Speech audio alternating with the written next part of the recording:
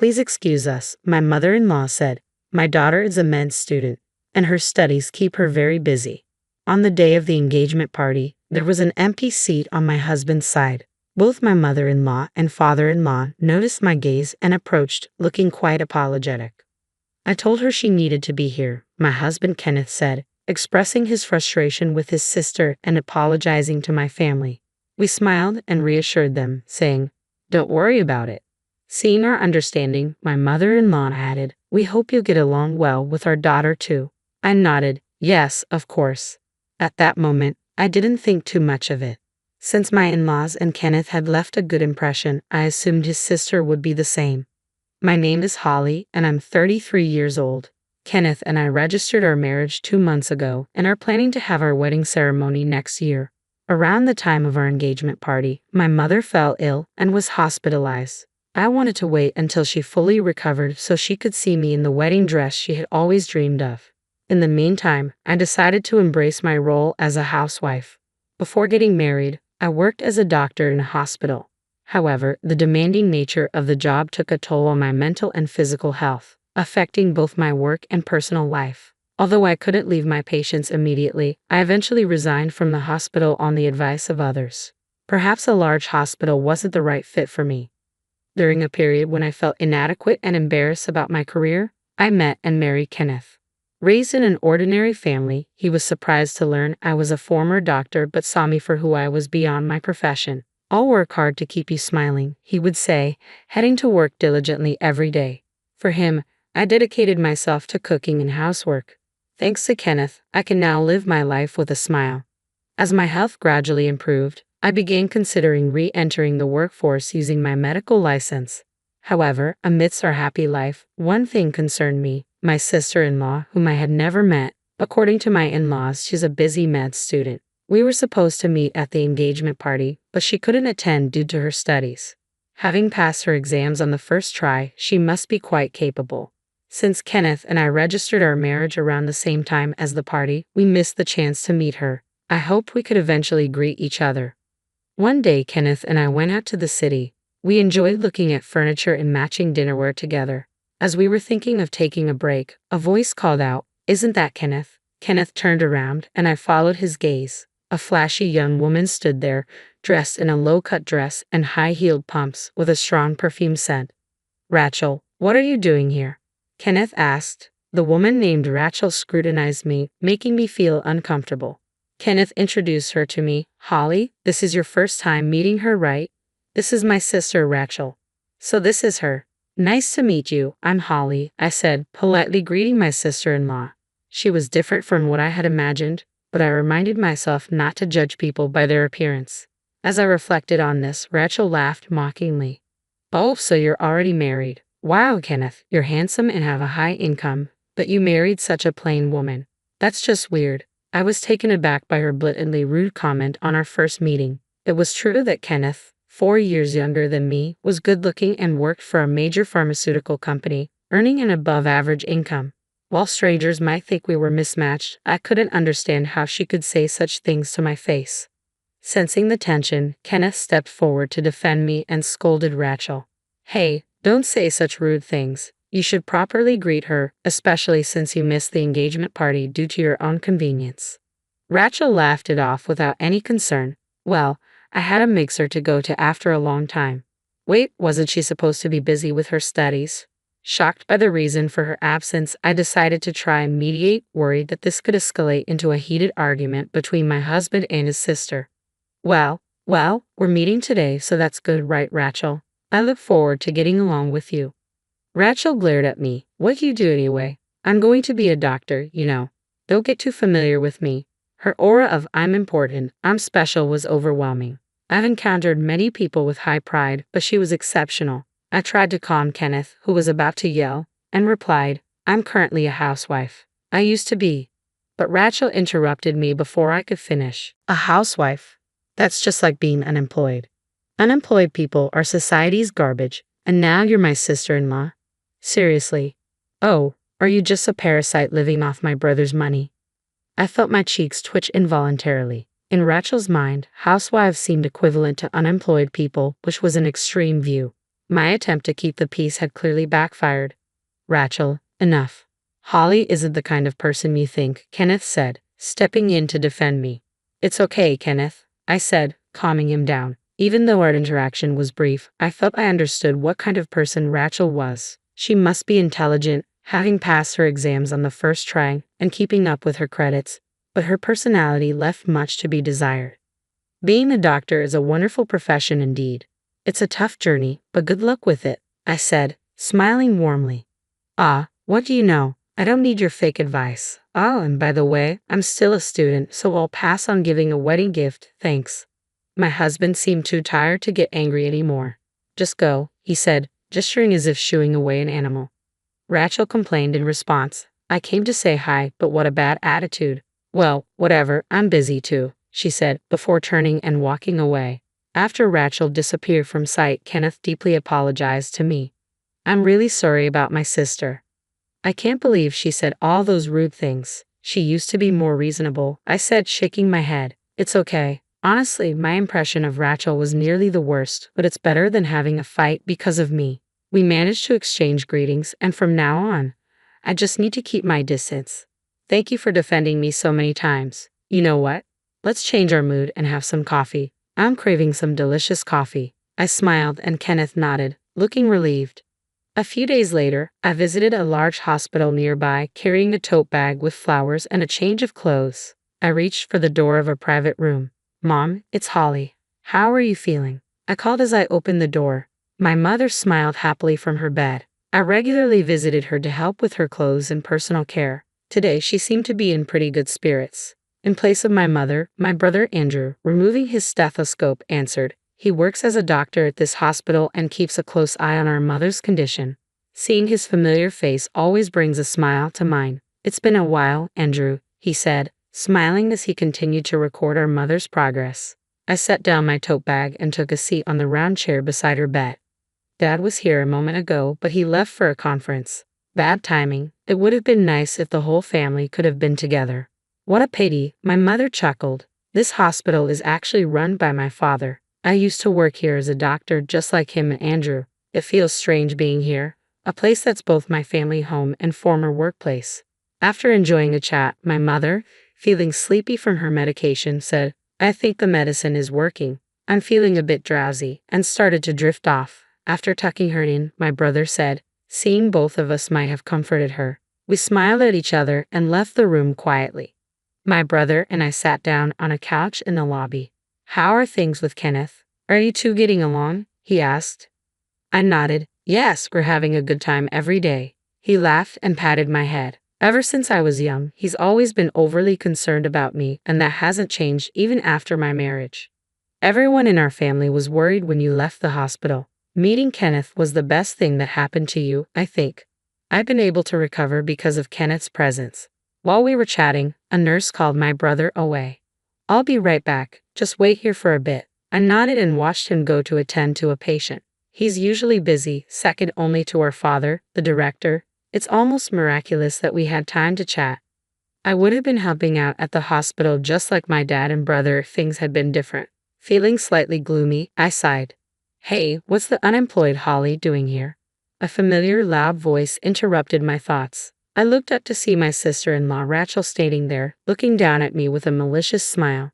Her emphasis on unemployed irked me, but I maintained a polite smile. Hi, Rachel. I came to visit my mom today. You know we're in a hospital, so it's better to keep your voice down. Feeling uncomfortable at this encounter, I inwardly groaned. Rachel ignored my subtle hint and continued to speak loudly. Wow, your mom's hospitalized. I came here for clinical training today, Rachel said. From her attire, I had somewhat guessed that might be the case. It's not unusual considering she's a med student at a nearby university, but I wish I hadn't run into her. Even so, her appearance is a bit off. I discreetly glanced at Rachel's outfit and couldn't help but feel dismayed. Though not as extreme as the last time we met, her makeup was still flashy and her loosely tied hair was casual. I wondered if she understood the need for a more professional appearance. When I worked as a doctor, I wore makeup too, but I always prioritized cleanliness and kept it subtle to avoid discomforting the patients. Doesn't anyone advise her on this? Glancing around, I noticed several medical students and doctors, many of whom were my former colleagues, looking pale and uneasy behind her. Most of these doctors knew me well, and the medical students, upon being whispered to, seemed to realize that I am the daughter of the hospital director. To them, Rachel must appear as a reckless med student offending the director's daughter, her loud voice disrupting the hospital's decorum. I tried to suggest moving elsewhere. Rachel, please keep your voice down. It's disturbing. Rachel exaggeratedly sighed and interrupted me. A woman like you, unemployed and catching a high-income man like my brother, must be a relief to your mother, right? I bet you're making him pay for your mother's hospital bills, aren't you? Just like a trashy family would. She smirked, making it seem like I was some sort of embarrassment in front of everyone. Her awful words shocked not only the nearby doctors and medical students but also the passing patients who frowned. Being publicly called unemployed and having my innocent mother insulted was too much for me. Hey, enough is enough. One of the doctors, unable to stand it any longer, stepped in to stop Rachel, but she wouldn't listen. She deserves to be spoken to like this. Rachel laughed. The doctor who intervened furrowed his brow at Rachel's remark and left, muttering, "Your life is over, kid." Rachel seemed clueless about what that meant. Then my brother Andrew, who had finished his work, came back. Seeing the tension between Rachel and me and sensing the strange atmosphere, he looked puzzled. "Ah, Andrew." Rachel's attitude changed drastically with Andrew's arrival, and I was taken aback. She was the epitome of putting on a facade. She changed her tone and started cozying up to my brother. I couldn't help but notice that even her facial expression seemed to alter. Andrew is young, talented, and handsome, even from his sister's biased view. Being the successor to her father, he's quite popular. I instantly realized that Rachel was aiming for him. "Holly, what's going on?" Andrew asked, addressing me by name, to which Rachel glared at me. "Andrew, are you close with her?" she asked, her tone dripping with disdain. Calling the doctor at her training site by his first name was appalling. Andrew distanced himself from Rachel and casually replied, "Well, yes." Rachel, apparently unhappy with his response, persisted annoyingly. "But she's married, you know. You weren't aware of that, right? Andrew, you're popular. You should be careful." Her sugary nasal voice was irritating. She seemed to mistake me for a rival aiming for Andrew. "I know, she's my sister, after all." At Andrew's words, Rachel froze. "What? What?" I struggled to contain my laughter at Rachel's stunned expression. While Rachel stood there dumbfounded, the medical student who had intervened earlier whispered in Andrew's ear, likely explaining the whole situation. Andrew's expression turned stern in an instant. "Wait, so Holly is the daughter of the director of this hospital?" As Rachel looked confused, I nodded. "Yes, I'm his daughter. I originally worked here as a doctor. I had to quit due to health issues. Now I'm recovering and temporarily putting my efforts into being the housewife." Rachel turned pale at my words. I had heard from Kenneth that she was hoping to get a job at this hospital. She must realize now that after insulting my mother and me, and with my brother hearing it, her chances of employment here are bleak, and so are her dreams of marrying into wealth. I glanced at Andrew's profile and smiled inwardly. "She's unbelievable as a person," Andrew muttered quietly. It seemed he never had any interest in Rachel in the first place. "Rachel seems to be quite excellent as a medical student," I continued. At my words, Rachel visibly flinched. To easily label people as social garbage or belittle them, that's a problem not just as a doctor, but as a human being. Unless you realize what that problem is, you're not qualified to be a doctor. Reflect on that. The people around nodded in agreement with my admonishing tone. Lectured by me, whom she had mocked, and disappointed by Andrew, whom she admired, it must have been a series of embarrassments for her. However, I didn't want her to become a doctor as she was. Doctors not only bear responsibility for lives but also need to empathize with people's hearts, I believe. "Ha! I don't get it," Rachel muttered, feeling uncomfortable with the atmosphere. She turned and hurried away. "Don't run in the hospital," scolded a passing nurse. Startled, Rachel took a spectacular fall. Andrew and I exchanged glances and laughed, resigned to the absurdity of the situation. Half a year passed. Rachel, already known for her bad character, became completely isolated after ridiculing me in the hospital. Her pride led her to heavy drinking, which resulted in a severe injury and hospitalization. Ironically, she was now being cared for by the very doctors she aspired to join. Finally, understanding her own arrogance, she expressed regret and a desire to apologize to me, as I heard from my in-laws. She decided to take a break from medical school and planned to start afresh after her discharge, but it would be a thorny path for her. Meanwhile, I secured a new job as a medical doctor at a pharmaceutical company. My role involves researching and developing medications as well as verifying the safety of new drugs. My father and brother asked if I would return to the hospital, but I wanted to try something new. My mother's health improved enough for home care, and she's looking forward to attending our wedding next year. This is the last present I will ever give you. My husband shoves divorce papers to me. I've decided to marry someone else. So thank you for being a cash dispenser until now. The guy I have been with for so many years turns out to be a horrible person. This is a story of my revenge. My name is Jessica. I'm turning 50 this year.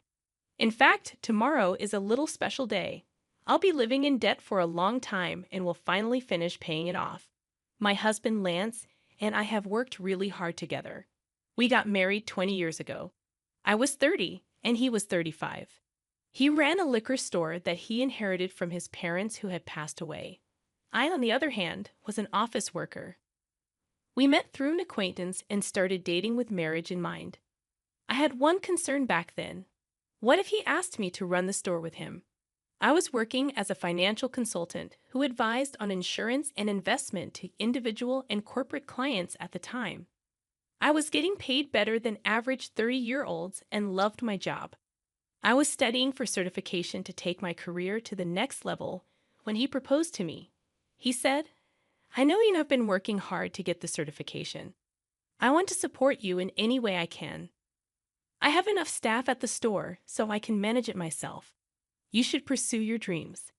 His assurance was a catalyst for my decision to marry him. He was benevolent and always on my side. I truly wanted to build a life with such a man. As we agreed in the beginning, he focused on his business, and I focused on my work. We thought that our marriage was going well. About a year into it, he went to work, and I was spending my day off at home. When I was vacuuming under the bed, it caught a lot of papers. It had been less than 6 months since we moved in. I wondered why there was such clutter. I picked up a crumpled piece of paper and opened it. The header in bold letters jumped into my eyes. Reminder of payment. The total amount of the debt under Lance's name was $200,000. $200,000 was not $2,000, is it? My head started spinning. Why did he hide such a large amount of debt from me? I questioned him as soon as he got home that day. What is this debt? What's going on? No, it's not what you think.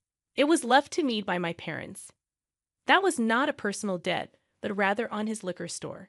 It was made by his parents, and when he took over the business, it also came along. It was secured by the land and the house we lived in, so he had no intention to renounce the inheritance. I understood that it was not his personal debt, but it was not something that could be left unattended. But this is a payment reminder. Aren't you paying back every month? I am, but sales fluctuate from month to month. Sometimes I can't pay them back during the slow month. I have to pay my staff first, so I've asked them to wait. That's when the letter came. At first, his explanation sounded to make sense, but it was definitely not a good idea to delay payment. The letter included the words "final notice." I didn't tell you because I didn't want you to freak out. Don't worry though. Business is on track, and we haven't been evicted from the house, right? That's true, but... I looked at him anxiously. Then he mentioned something unexpected. If you're so worried, why don't you help me pay it off? You are making quite a lot, aren't you? I wasn't comfortable with where he was going. It was not my store, and a husband and a wife were supposed to help each other. My debt is also yours. That's a bit sudden. Are you okay if my store went out of business? Many people would suffer if it was gone, you know. I guess he was right. His store had become an indispensable part of the community. It was located in the suburbs where there weren't many shops or supermarkets around. He was also selling fresh foods such as meat and fish and offered a home delivery service. I visited the shop several times, and it was always busy. Some customers stated that they were so grateful to have it in the neighborhood. Please, honey, I'll be focused on keeping my business rolling. Please help me pay off my debts. I respected the way he took his work seriously and devoted himself. I didn't want to see his store disappear. I didn't want that to happen for sure. Being married means that we support each other at all times. If you were struggling, it seems only natural for me to help him. Okay, I'll repay back as much as I can every month from my salary. You can concentrate on managing the store. I could help financially, but only he could run it. I was happy that he relied on me above all else. However, it was the beginning of a change in him. About 3 years had passed since I took over his debt. He often came home late. What were you doing until this late? You reek of alcohol. I just had a few drinks with my customers, honey. Did you make a payment this month? For some reason, he sounded condescending. I did last week. Why? The store depends on you. You'd better keep paying on time. Whenever he got drunk those days, he gave me an order. I had taken it as nonsense from a drunkard, but it started to prick my nerves when he did it repeatedly. He made it sound like it was normal for me to pay back his debt. By the way, Matt has a third kid now. I envy him. Matt was his friend from high school. He had his own business, just like Lance. His wife also worked in the store with him. I've been wanting to talk to you about that. I told him what I had been keeping to myself. Don't you think it's time for us to start a family? His reaction was very cold. What, baby? My business has just started picking up, and we are still in debt. How can we be so irresponsible? That was his stance. I held back my annoyance. Matt has 3 children now, right? We can manage one too. His parents are still well, and his wife works in the store. They are different from us. I couldn't counter that. I'd always thought that I would have children when I got married. My dream was crushed easily, so until I pay off all your debts, we can't have a baby. Well, I guess that's how it's going to be. If you make a lot of money and pay off studies quickly, I will think about it. His mean smile disgusted me, but I felt impatient to pay off the debts as soon as possible. How blind I was. Even though it was an irrational demand, I was still occupied with the thought of starting a family and didn't even think about it. From then on, I worked tirelessly for Lance. I actively obtained qualifications, took promotional exams, and secured a salary increase. I started earning much more than women my age. I even made advance payments, but the debt didn't disappear so easily. I turned 40 before I knew it and had to give up on having children. I thought to myself that I still had my husband and thought he was enough. He relied on me, and I could do anything for him. As long as I still believed that, I remained happy. Lance started coming home later and later as the days went by. He sometimes came back in the morning. I was working in the store, and it was morning when I realized it. I had to go out with a customer, and the next thing I knew, the sun was out. When I saw him working so hard to protect the store, I felt that I had to do my best as a wife too. We were on the same boat, sailing for a better future together. The months and years went by, and the day finally arrived. I was going to make the last payment the next day. For the sake of the debt, I had to pass on all sorts of luxuries I didn't need to do so anymore. I could finally spend my hard-earned money the way I wanted. I realized that ever since I got married, I had been thinking too much about money. We had never taken a vacation or even dined at a nice restaurant. We were still in our 50s. I hoped to finally enjoy such things from then on. On the day the last payment was due, I took a day off. I prepared a more opulent dinner than usual, complete with a bottle of wine and Lance's favorite chocolate cake, intending to celebrate a debt-free life together. When he returned from work, I laid everything out on the table, remarking, "Finally, it feels like it's been a long time. But the last 20 years have gone by so fast, haven't they, honey?" His trembling and lowered head made me wonder if he was crying from happiness. However, to my shock, he burst into laughter in a way I had never heard before. "What the hell is going on? Are you okay?" My supposed husband declared something outrageous. "You are dismissed now. I'm grateful to you for the past 20 years. Thanks to you paying off all my debt, I'm a free man. Great job. I don't need you anymore." What are you talking about? I genuinely had no clue. He pulled out something from his bag. This is my last present to you. Bold letters of a divorce petition stabbed my eyes. Proudly, he continued, I've decided to marry someone else. So you are no longer of any use to me. Thanks for being my cash dispenser until now. You're getting remarried? Have you been cheating on me all this time? I recalled his habitual late returns, citing work or socializing. While I toiled to pay off his debt, he was nowhere to be found. His expression remained smug. I will never read that unfaithful. I have already found the next potential wife. I want to divorce you and marry her. That's why I have been waiting for you to clear my debt. Tears welled up at the absurdity. The feast I had prepared blurred before my saddened eyes. Get the hell out of here. He handed me the divorce papers. My blood boiled faster than I could feel sadness or despair. Okay, but you won't regret it. I forced out my voice. No, I won't. Why would I regret divorcing an old hag like you? Old hag? If I were her, he would be an old fart. Did he think he was still young? His misconception was so ridiculous that I regained composure and accepted the divorce papers. I'm going to take this with me for now, and I'll be in touch. I packed my belongings and left the house. How could my 20 years of marriage come to such an easy end? Finally alone, I shed tears of emptiness and frustration. Later, I asked my attorney for a divorce agreement, sending it to Lance.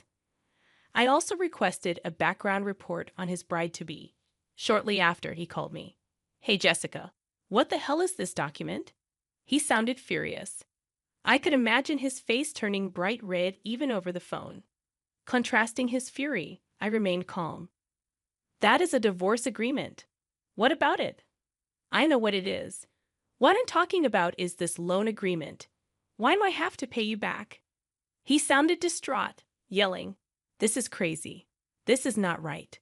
Referring to the repayment of the loan between spouses during the marriage, he protested against returning the money I paid on his behalf. This is ridiculous. You decided to do it out of your goodwill, didn't you? Why are you digging up the past? What do you mean? I did it as your wife. If we divorce, that's a different story. Regret hit him. He just realized it. When he asked for a divorce, I immediately thought of making him repay my head. My profession involved dealings with insurance and investments, giving me contacts with experienced attorneys. I consulted them right away. The total, including interest, was a little over $300,000. I was determined to have him pay me back precisely that. That was all I asked for. He grasped the seriousness, seeing the name of a locally famous attorney on the document. Ludicrously, he said, You know that I don't have much money. Sell the store to fund it then. If I do that, I won't have anything left. You're only 55. You could still find a job if you wanted to. Give me a break. The conversation made no sense. I wanted to hang up, but there was one last thing to check. How's it going with your new bride-to-be? None of your business. I burst out in laughter. It seemed like he was going through a lot. Good luck. I was about to hang up. Wait a minute. I've decided not to marry her. We can start over. For some reason, he pleaded with me. I yelled my last words and hung up. Start over? Don't kid yourself. I don't want you. I had been married to such a man for 20 years. Did I look more ridiculous than him in the eyes of others? I respected him until the divorce. I had watched him work hard for the store and his customers. 20 years later, I realized he was just a fool. The mentioned remarriage started with innocent flirtation with a part-time university student, Melissa. You are so cute, Melissa. Will you be my wife? She played along, jokingly replying, Well, I would think about it if you let me be a full-time housewife. The truth was, he believed she was serious. Marrying a man nearly 40 years her senior seemed like a mere joke to her. It turned horrifying when he persistently pressed her to marry him, leading her parents to intervene and obtain a restraining order against him. Reading the private investigation report, I laughed so hard I hyperventilated. When he came home late, I assumed he was working hard, unaware of the truth. Instead, he was hitting on young girls at bars and strip joints, boasting, I'm surprisingly popular with young girls. I'm a salesman, so I have this easy-to-talk-to aura and get along with them. And I'm told that I look younger. Don't you think so? The girls apparently cringed at his comments. With no use for his older wife and viewing me only as a cash dispenser, his misconceived self-image turned him into a somewhat laughable stalker who almost got in trouble with the police. Perhaps it would have been better if he had cheated on me. Unfortunately, he couldn't even find a mistress. The reason behind his pursuit of a young girl was his friend Matt having a grandchild. Matt recounted, "As soon as he saw my grandchild, he said he wanted to have a child himself. I scolded him, saying he shouldn't say such a thing. You have been paying his debt for him." He was absolutely mortified. "I'm glad I didn't spend my golden years with that man," I muttered. My divorce finalized, and despite unclear property division, he gave up due to my attorney's reputation. I wondered how such a gutless person had stayed in business. He sold the store to pay me back. Fortunately, just before the sale, his employees abandoned him. Customers frowned at him for giving up a family business. When they learned the reason was to pay his ex-wife, shock spread through the community. He got what he deserved when he demanded a divorce. A true story that sounded like a comedy circulated. Even if he hadn't sold the store, the bad publicity would have affected his business. Selling before bankruptcy was probably a blessing. The money wasn't enough, so he still works part-time to pay me back. Sometimes he messages, "It was all my fault. Can we get back together?" Even after blocking, he calls from different phones. "If you contact your ex-wife any further, we'll file a restraining order," warned my attorney. The calls stopped. He is terrified of the attorney. Guess what I do now? I'm a marriage counselor. Turning 50, I joined my friend's matchmaking business. I quit my previous job, helping singles find a match, offering advice on finances, insurance, etc. Couples appreciating frank discussions from the beginning increased our membership. Having been through a lot, I don't want them to make the same mistakes I did. Though my salary is lower, I enjoy helping others be happy every day. I found happiness after getting rid of my ex-husband. Today, I'm a bridge to someone else's happiness. Why are you even in this house? You're like a parasite living off of us here. As soon as the words left my mouth, my mother-in-law wasted no time throwing my belongings out of the window. I protested her irrational actions, asking, "What did you say? Don't you dare talk back to me. Can you pick my stuff up, please?" I pleaded. In response, my mother-in-law put a knife to my throat, paralyzing me with fear. "Get out, or this won't just be a game anymore." "I understand. If that's the case, I'll leave immediately," I replied. She gave me a week to vacate the premises, and I showed respect, though I couldn't suppress a hidden amusement beneath my straight face. Little did she know that I was the one supporting this house. Despite the torment I endured living with my mother-in-law, the fear from earlier vanished. I thought, if you've got what it takes, then prove it. "I'll give you a week. I expect you to be out of here by then," she declared. "Thank you," I said, showing respect, though laughter lingered just beneath the surface. Hoping she didn't notice, I believed my departure would bring peace to our home. Little did she know, leaving her in the family home, I moved to a high-rise apartment. Eventually, she would learn the truth, but by then, it would be too late. I am Valerie Reynolds, applying my past work experience while working from home. It had been 5 years since I married Justin, expecting a peaceful and happy life. However, life took an unexpected turn when Justin had a construction site accident, resulting in the loss of most of the use of his dominant arm. Grateful that he survived, I found myself in the hospital room, tears streaming down my face. My mother-in-law arrived, seemingly oblivious to my presence, rushing to Justin's side. She suggested he stay with her, and I was taken aback by the proposal. When she noticed my surprise, she coldly questioned, "What's wrong? Do you have a problem with that?" "No, it's not that. It's just a bit sudden. With my son like this, I can't leave everything up to you," I retorted, irritated by her words. Justin, however, expressed his trust in me, saying, "Valerie has been working hard all this time. That's why I trust her going forward. My mother-in-law, displeased, made an inaudible noise, but she couldn't sway my determination. Well, anyway, come to the house as soon as you're discharged from the hospital. Of course you're invited, Valerie. That goes without saying. I could predict what would happen if everything were left up to my mother-in-law. By the way, Valerie, I'm leaving all the moving arrangements to you. Everything. That's a bit much, my husband chimed in. It's too much for one person to handle alone. Mom, please help her out. I hoped he would insist more strongly, but it seemed my mother-in-law had no intention of helping and ignored my husband's words. I have my own things to do, you know, she smirked at me, unnoticed by my husband. It felt ominous, and so began our life living with my mother-in-law.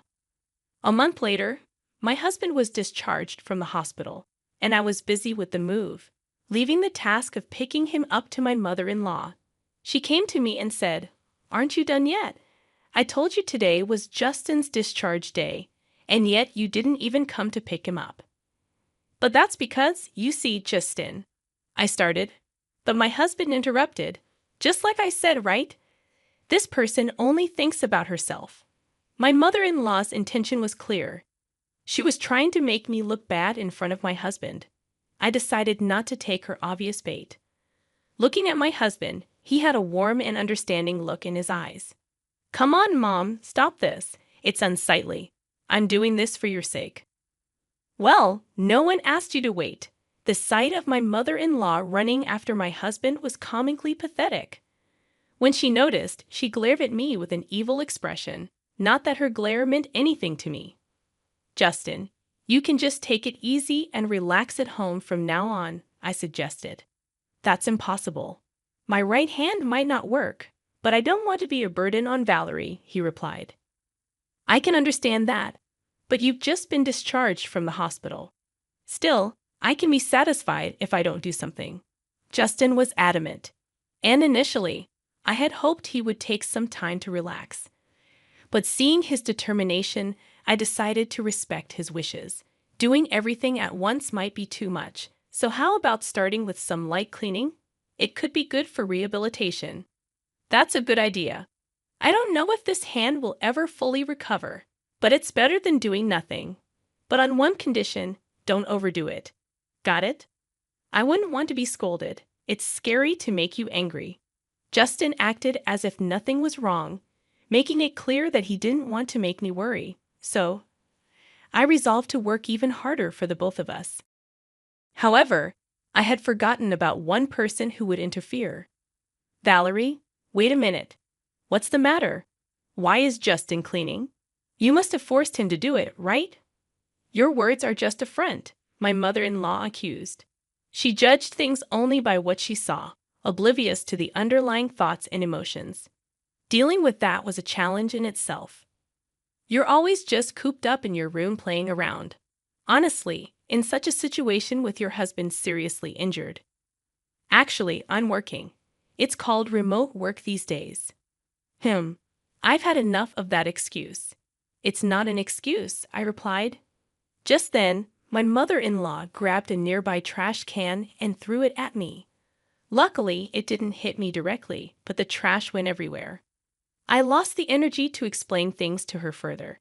It was clear from the start that she had no intention of listening. "This trash is disgusting. Clean it up yourself," she said. As I sighed and started picking it up, Justin approached me and asked, "Hey, what happened?"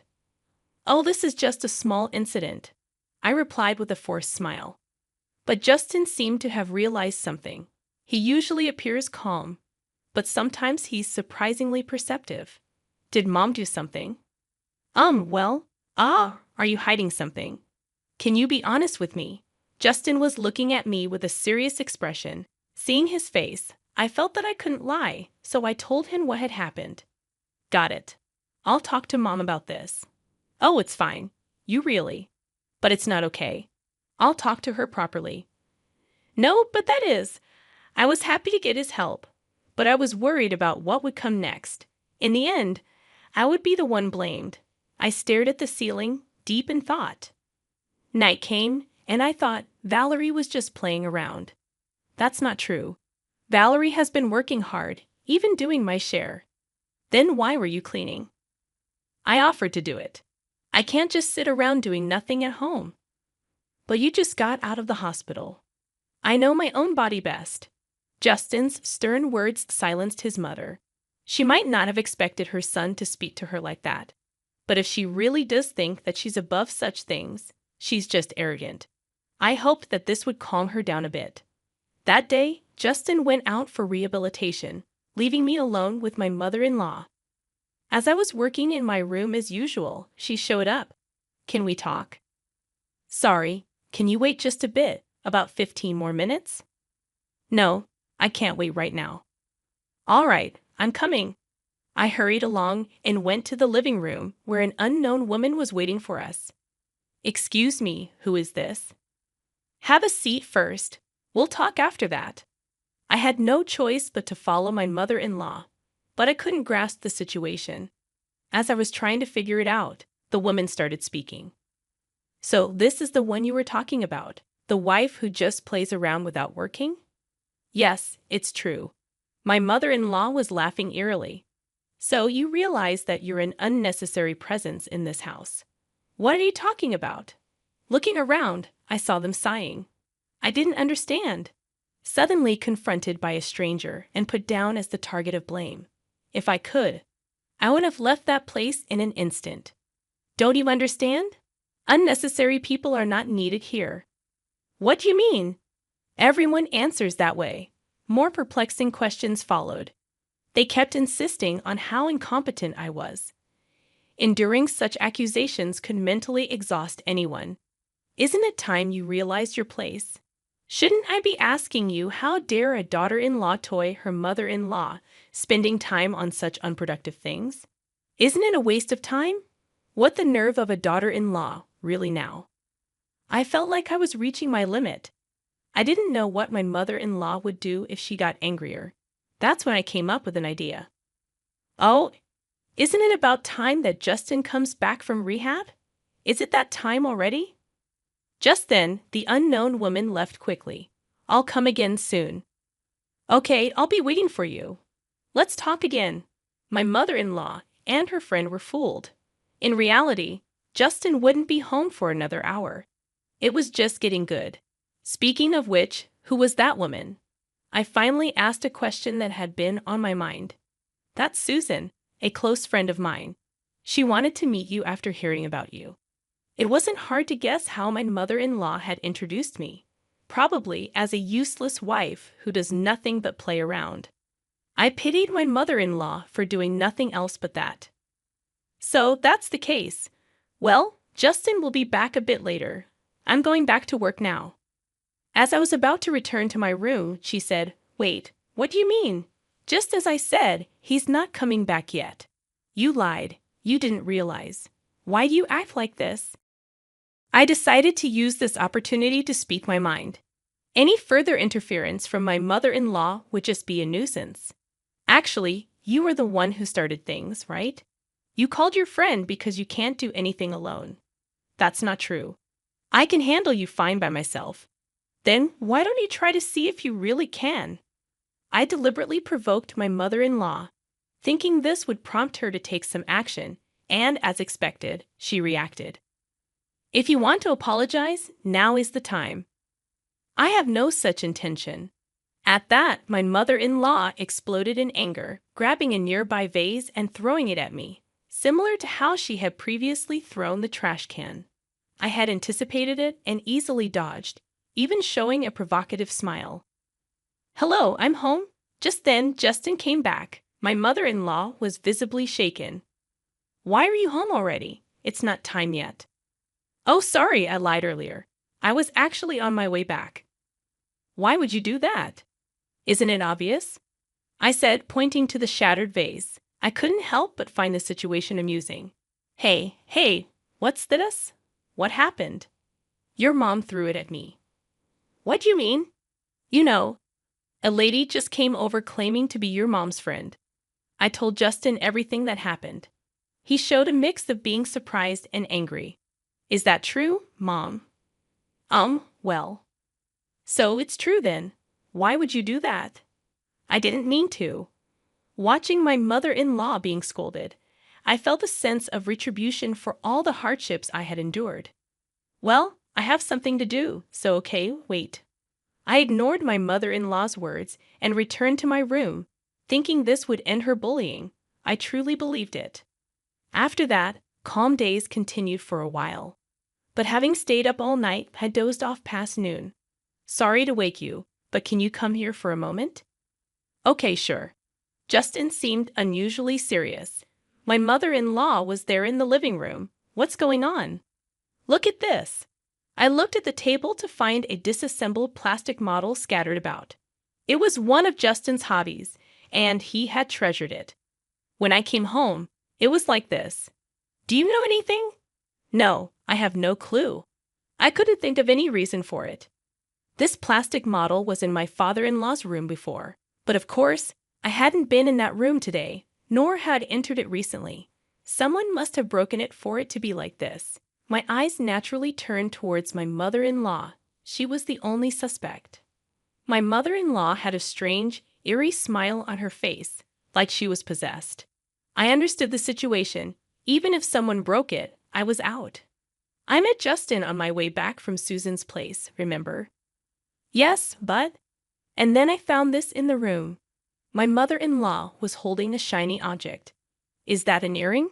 I instinctively checked my own ears. My left earring was missing. I was certain of my suspicions. It was clear revenge on me for last time. This is yours, isn't it, Mallory? And it looks like only the left one is missing. I took a deep breath. Showing anger now would mean that I would be playing into her hands. Indeed, it's mine.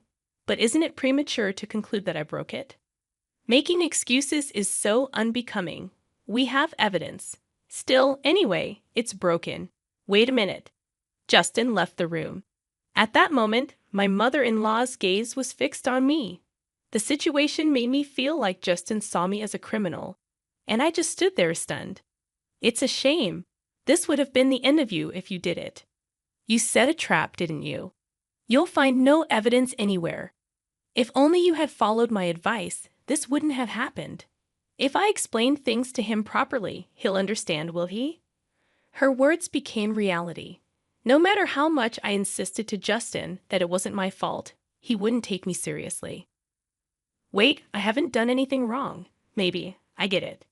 He immediately averted his gaze. Laughter echoed from behind us. See? I told you so. What does that matter? It's sad that you don't want to admit defeat. After that, I immersed myself in work.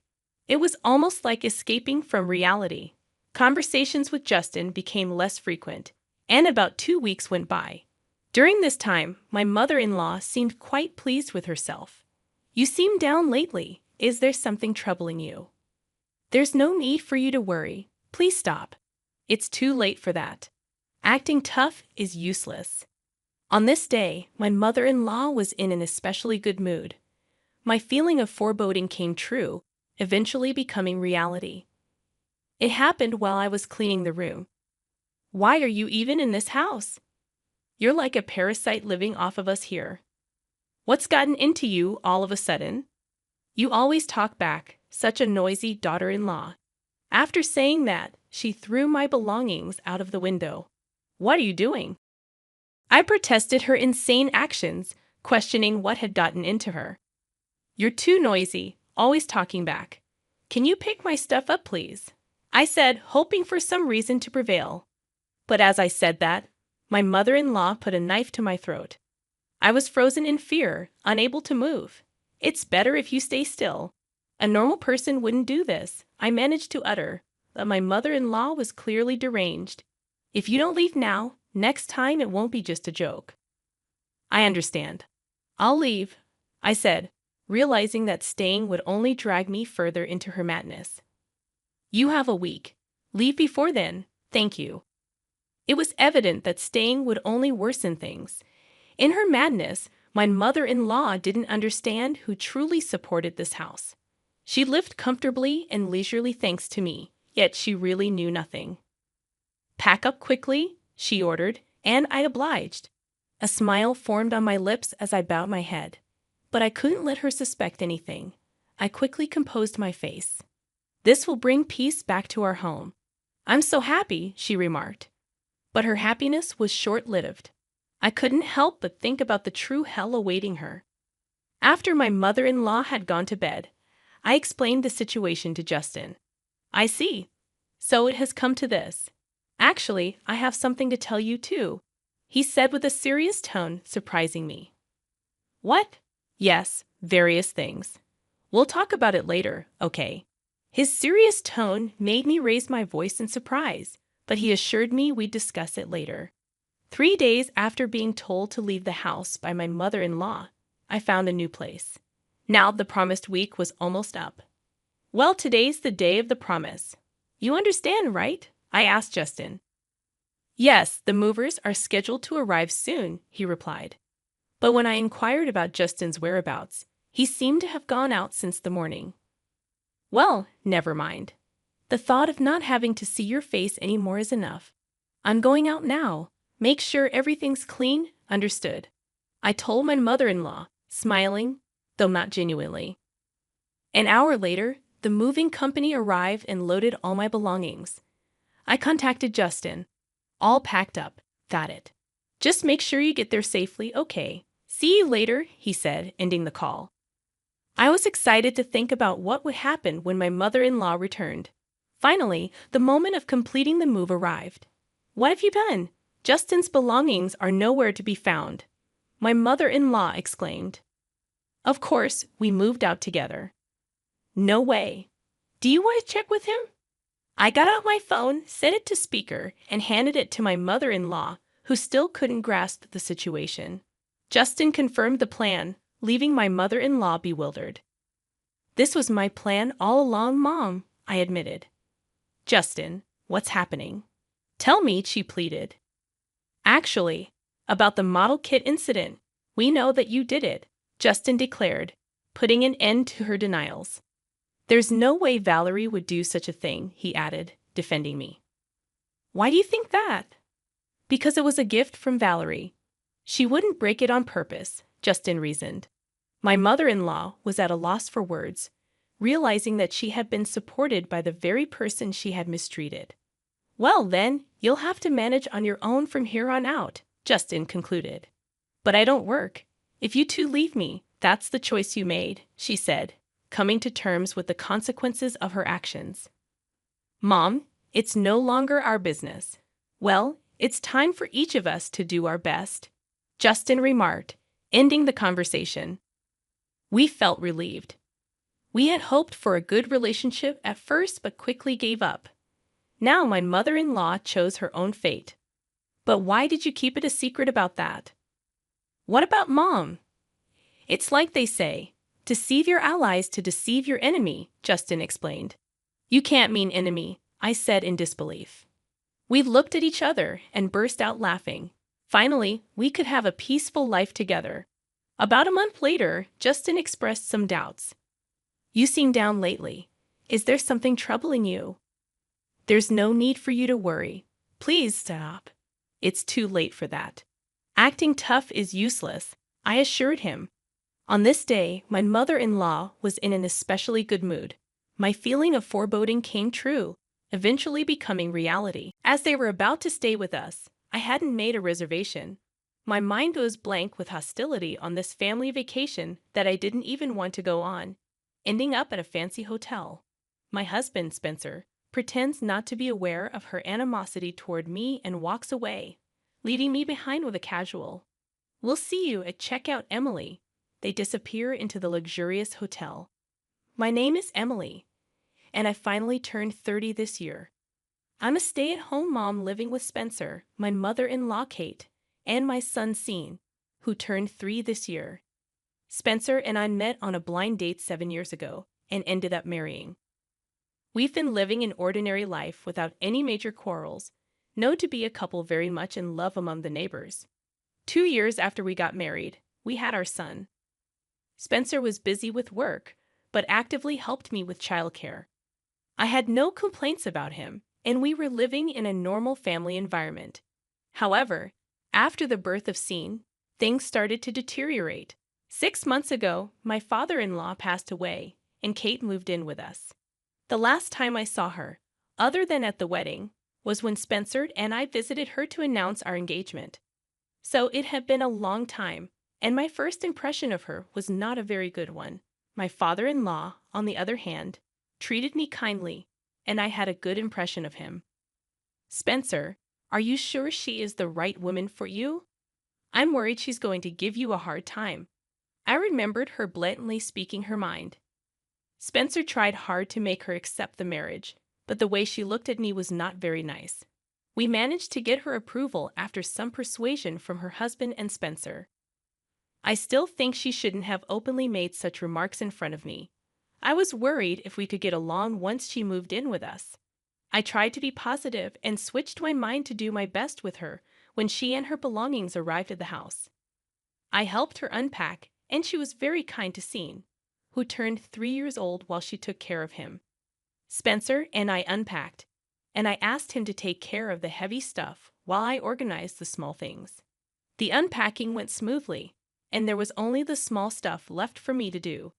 This is supposed to go over here. I wonder what kind of education you went through. She commented about a fake plant that could be put anywhere. I put it there to improve the atmosphere of the room, but Kate pointed it out to me. Although displeased, I tried to think she was just particular and moved it to the spot she wanted. She looked after Sean for a little while and started watching TV without offering to help me. I didn't even have time to pay attention to him, but she scolded me to watch him. I had my hands full with him and unpacking. But I couldn't ask Spencer, who was taking a rest after carrying heavy things, to help me out. I finished tidying up with mixed feelings, trying to think that she was feeling unsettled about changing her living environment, pushing away my frustration for her. After that, her criticism continued every day, and one morning, I woke up early to prepare breakfast for everyone and tried to take a rest. The house was messy, and if I had time to rest, she insisted I should clean it up. She never gave me a moment of rest throughout the day, constantly criticizing how I did things. She was hardly ever at home during the daytime, let alone doing anything herself. I was getting mentally strained by such a life, and I decided to talk to Spencer about her. She must be having a hard time since Dad's gone. Take it easy on her, I pleaded. However, he wasn't any help. Even though he knew how she treated me, he didn't intervene. Every night, regardless of my feelings, I found myself lying in bed, hands on my forehead, drifting off to sleep in despair. My 3-year-old son cried at night, unable to bear the fatigue and sleepiness. I couldn't bring myself up, and Spencer rushed to his side. Kate must have woken up by the noise and shook me violently. How are you still sleeping when your son is crying? How can you live with yourself, Spencer? It's a woman's job. She yelled at me for being exhausted and unable to move. I didn't want to make things worse, so I quietly got up and went to Sean. I ended up getting no sleep that night. Spencer was off that day, and I was thinking about what to cook for lunch. Kate started preparing, and when she put the meals on the table, one plate was missing. It looks like one portion is missing. I married Spencer, who works hard, and my grandson, of course. There's none for you. Make your own. I was absolutely mortified. I had been wondering if she was bullying me, but it became clear at that point. I had been unaware of it for a long time. I couldn't stand her without thinking that she was just being hard on me to make me a better wife. If I didn't think that way, I would have broken down. I couldn't talk back to her, so I confided in my friend after I dropped off Sean at daycare. That's definitely bullying. How are you holding up? I told the details to my best friend from childhood. She listened attentively and showed great concern, and I finally broke down in tears in front of her. I had been fighting against my frustrations and suppressing them at home for so long. She encouraged me, saying that I was doing my best and that I would be okay. I will help you. I will figure something out, she assured me. We parted as we both had things to do at home. Even though we didn't talk for very long, I felt lighter. My friend suggested a couple of things. One was to put a bug in the house and record what was said on a daily basis. I bought a cheap recorder on the way to pick up Sean and set it up discreetly at home. In the middle of cleaning, I picked up a piece of paper that had fallen out of a drawer in Kate's room. When I opened it, I saw a personal loan agreement, and the amount was $20,000. I couldn't believe my eyes, but I thought this might be useful and put the paper in my pocket. After a while, Kate returned and Spencer came home just in time for dinner. We sat around the dinner table with the usual complaints from Kate. Oh, by the way, my friend gave me a discount coupon for a one-night stay at the 5-star spa hotel. The fact that she brought up the subject suggested that she wanted to go. Spencer was very much in favor of it, and my son was also excited. I didn't feel particularly enthusiastic, assuming the trip would be a horrible experience for me. However, Kate surprised me with an unexpected invitation. Well, since you're here and always working so hard, you can come along too. I couldn't believe my ears, considering how much she had harassed me. Maybe she meant well, I thought, reluctant to believe she offered with malice. She expressed her desire to book everything the next day. Unable to sleep that night, I sat on the sofa for a long time contemplating the trip. Sean wanted to go too, but it was challenging to take him alone, and my mom couldn't watch him. Reluctantly, I considered Spencer's plea for me to join, even though he turned a blind eye to my suffering caused by his own mother. I don't want to go, Spencer. You don't help me when I'm being mistreated by your mother, I asserted. He couldn't say anything to that, but he pleaded with me to join. So, I gave him a condition. Have a look at this. I found it when I was cleaning Kate's room. I showed him the IOU with the $20,000 debt. His face showed disbelief. He couldn't believe his mother had such a debt. Can we help her pay this off as her son? He asked, knowing I'd managed our finances. I declined, having no good intentions to help someone who mistreated me. While I understood his feelings as a son, I couldn't accept his plea. I beg you. I want you to help me with this and the trip only if you accept my conditions, I proposed. The first condition was that he must intervene when Kate mistreated me. The second was to make rules for her, write them down, and post them all over the house.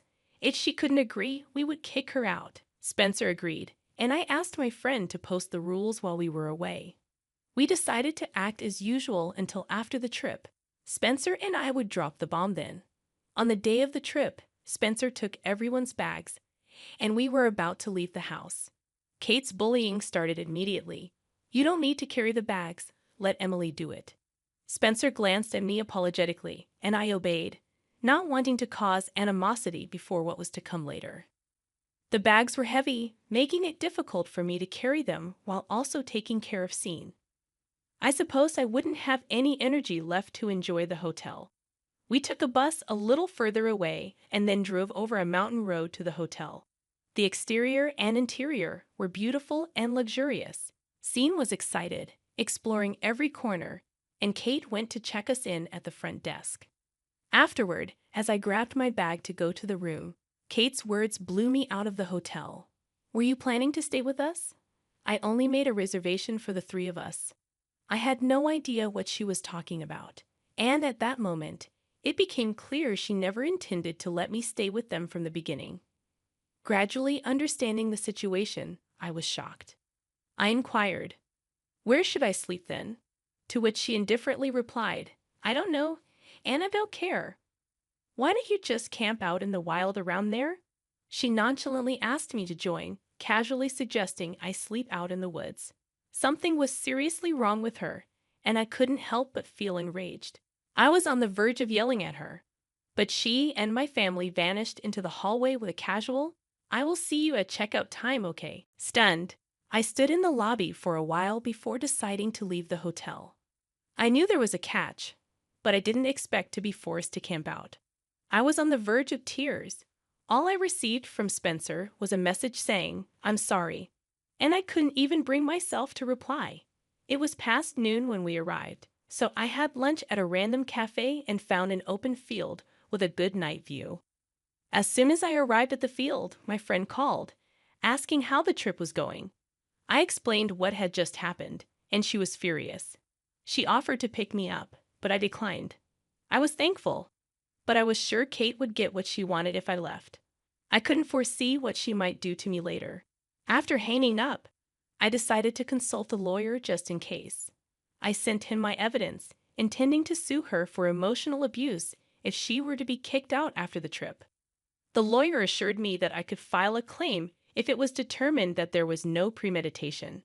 I had concrete evidence that should have proven it. After the call, mental and physical exhaustion hit me hard, and I lay down on the fresh grass, ending the day in an open field with a beautiful night view and a gentle breeze. The next morning, I met up with Kate and my family just in time for checkout.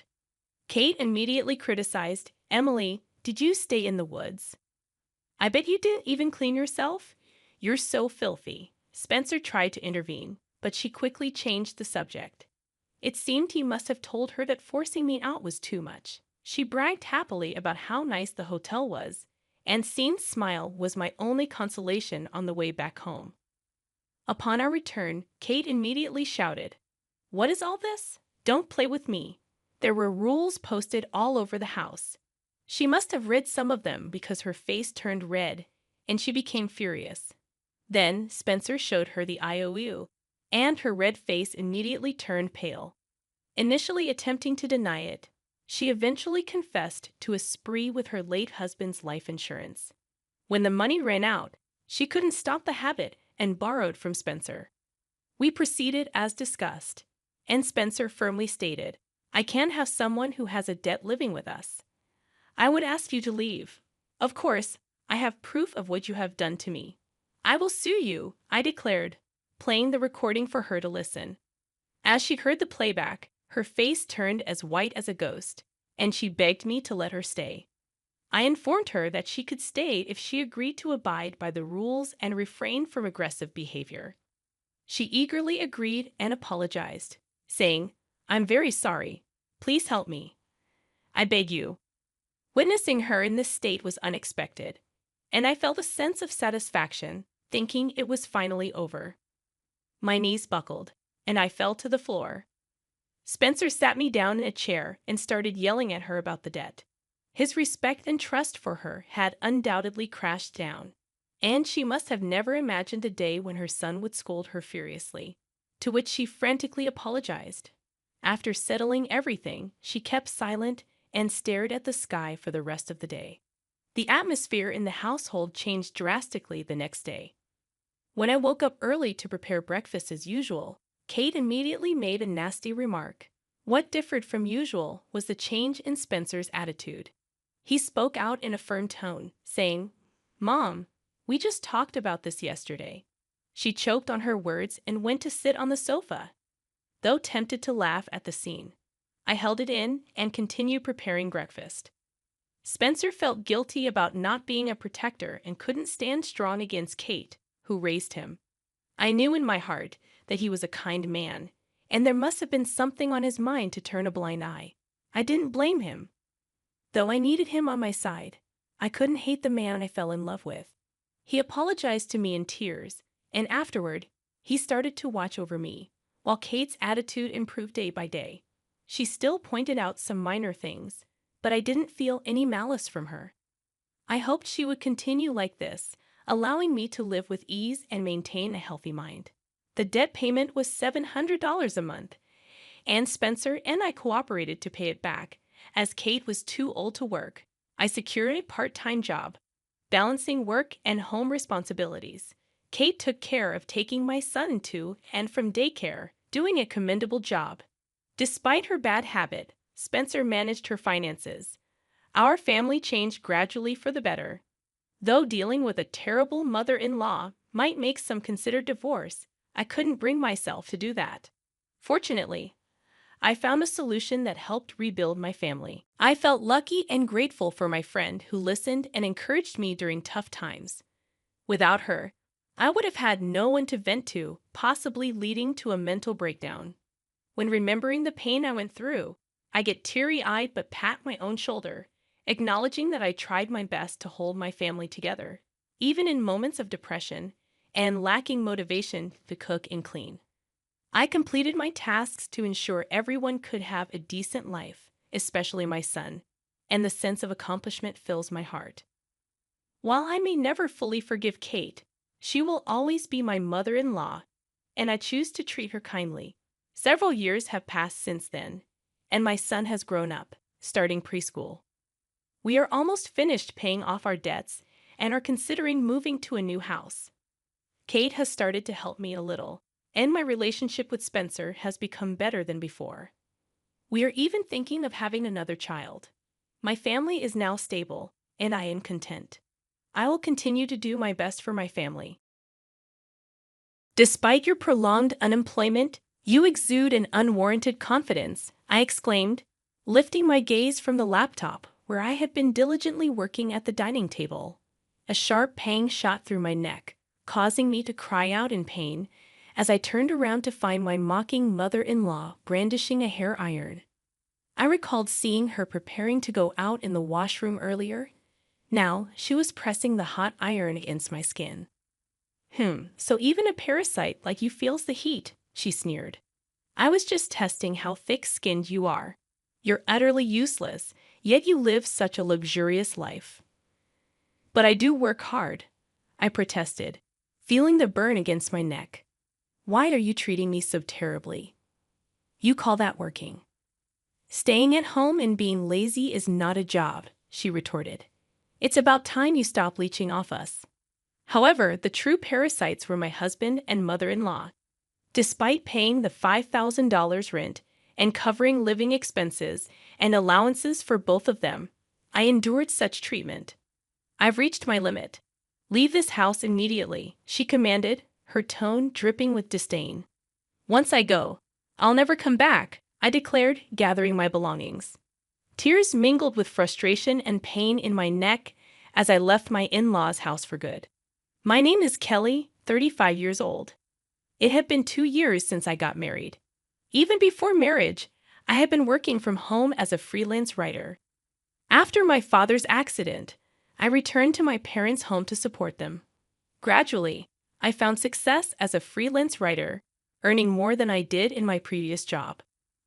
During a college reunion, I reconnected with Ben, who would become my husband. Despite our differences, we were drawn to each other, and soon we were married. However, tragedy struck when Ben's father passed away suddenly. We moved in with Ben's mother to support her during this difficult time.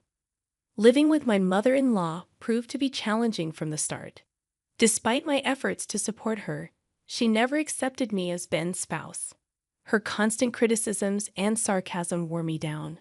But despite the hardships, I remained resilient. I packed my belongings and left, determined to build a better life for myself. I pondered Mary's criticisms but obediently responded with a simple yes in the evening. She questioned, "Did you buy these ingredients from that store? How can you make such a meal with ingredients from there?" It was from a nearby luxury supermarket. "I'm sorry if it didn't suit your taste, Mary. It's just a simple salad. Ben likes it, so I often make it. But yes, that supermarket is quite expensive," I explained. My goodness, how embarrassing. Act in a way that doesn't bring shame to our family. You never know who's watching, she sighed deeply, shaking her head in disappointment. In that moment, I made a firm vow to be recognized by my mother-in-law. From grooming to cooking skills, I worked hard every day.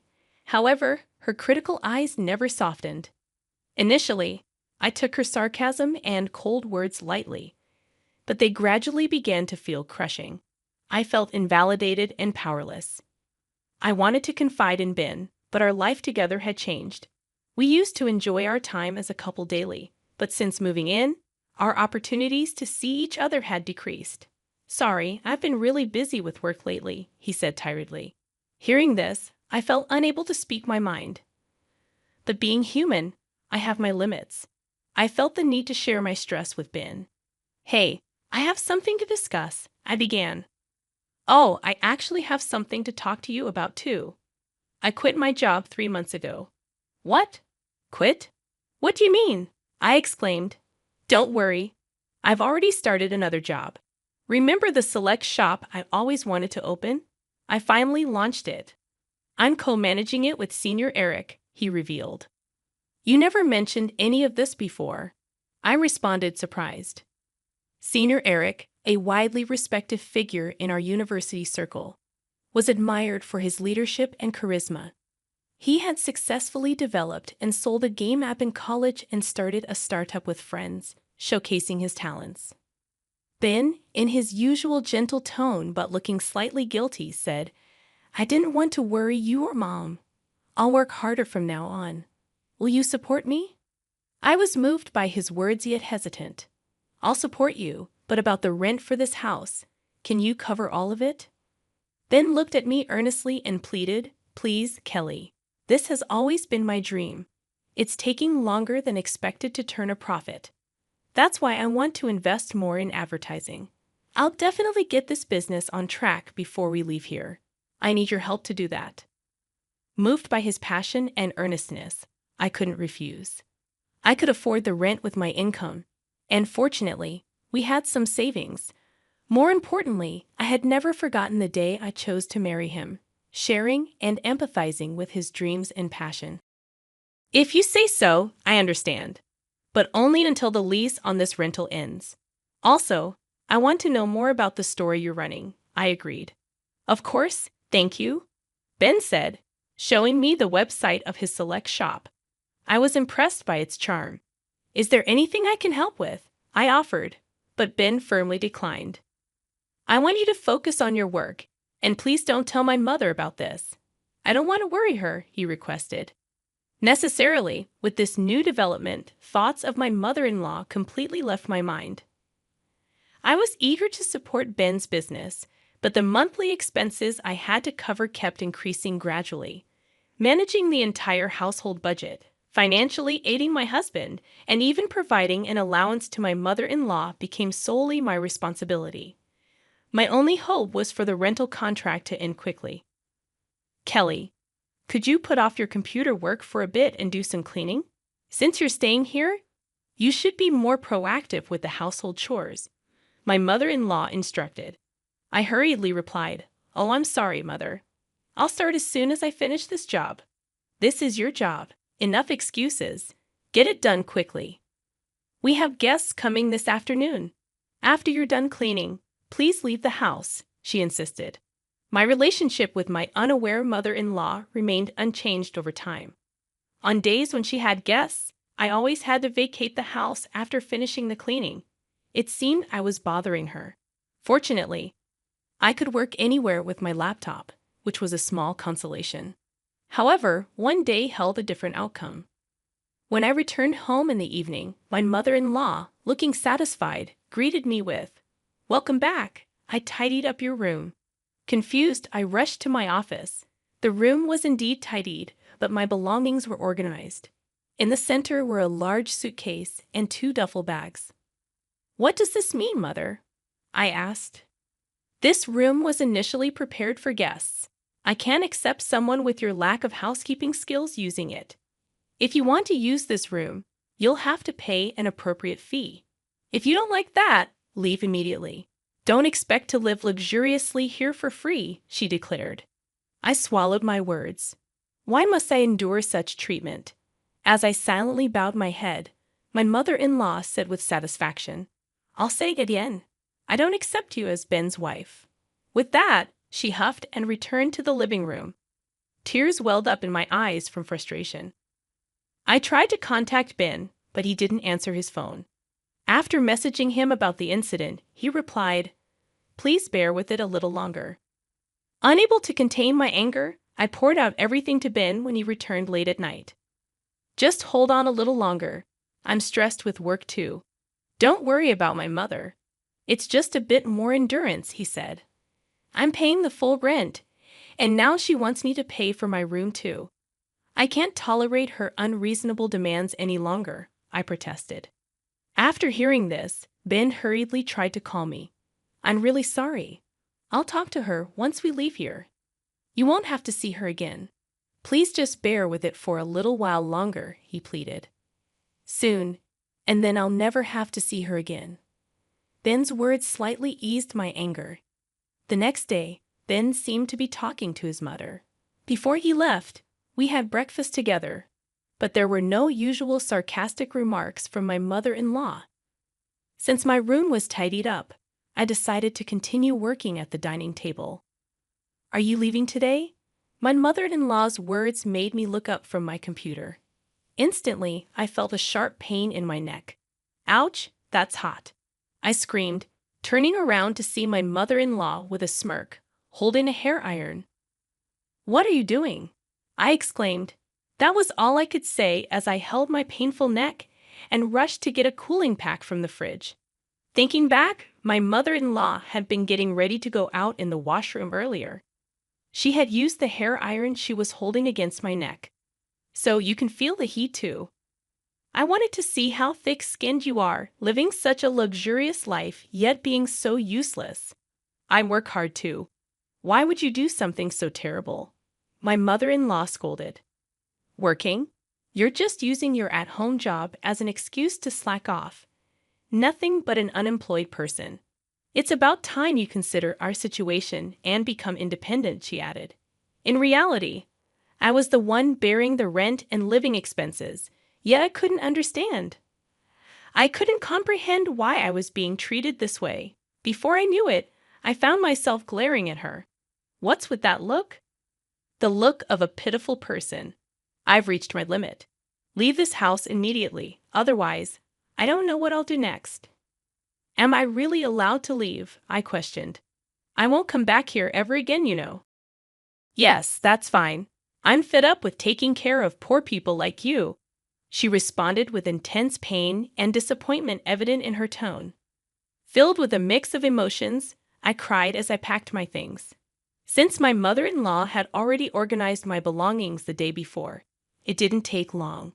I no longer cared about the fate of this house. I left my in-laws' home without looking back. After receiving treatment at the hospital, I went to my usual cafe to calm down. The spacious table arrangement and quiet environment were ideal for focusing on work. As I contemplated whether to contact Ben, I was suddenly approached. "Kelly, is that you?" To my surprise, it was Senior Eric. "It's been a while. How's Ben doing, Senior Eric?" "Long time no see. Ben is in your care. I heard you were the co-owner," he remarked. I apologized for not greeting him earlier, explaining that I'd only helped with the website design at Ben's request. However, Senior Eric was taken aback, saying, "Co-owner? What do you mean? I just helped with the website design on Ben's request." I was shocked. He lied. Then Senior Eric mentioned, "I heard you were the sponsor." This revelation surprised me. Ben had rented a different apartment and seemed to have worked hard for the first few months. However, he had others manage the inventory, shipping, and promotion for the online shop from the beginning. Despite Senior Eric's advice to do it himself, Ben insisted it wasn't the role of a businessman. As a result, there was no increase in foot traffic or sales, only mounting expenses. According to Senior Eric, Ben was now deeply involved in internet business, paying high consultant fees. He was living extravagantly, acting like a business owner and sometimes mistreating his juniors. I was at a loss for words. The reason I had to cover my mother-in-law's allowance was that they had used up my father-in-law's inheritance. Ben's recent requests for financial support were probably because his funds were running low. He hadn't told me about the inheritance, perhaps for that reason. Doubts connected with Senior Eric's words, and everything became clear. I got up, thanked him, and left the cafe. Before I knew it, I was in front of my parents' house. Seeing me with my luggage, my father looked surprised. Tears overflowed as I saw the faces of my parents, who I had been holding back my sorrow from. "Tell us what happened." "Your mom and I are always on your side," my father said. "That's right. You always try too hard on your own." Their warm words made me cry again. Crying, I told my parents everything. The terrible treatment from my mother-in-law and the fact that I was bearing all the expenses for my in-laws' house. My parents were both outraged and cried with me. "There's no need to go back to your in-laws' house. Live for yourself from now on," my father said. His words deeply resonated with me. After talking about everything, I felt a weight lifted from my heart. What had I been living for these past months? The only message from Ben was a short one, asking, "Where are you now?" After ignoring several similar messages, his attempts to contact me stopped altogether. My existence must have been just that insignificant, more than sadness. I felt a firm resolve just by having a meal with my parents. I could feel the warmth of a family. Maybe what I had been seeking were such simple moments of happiness. While staying at my parents' house, I gradually felt like I was gaining myself.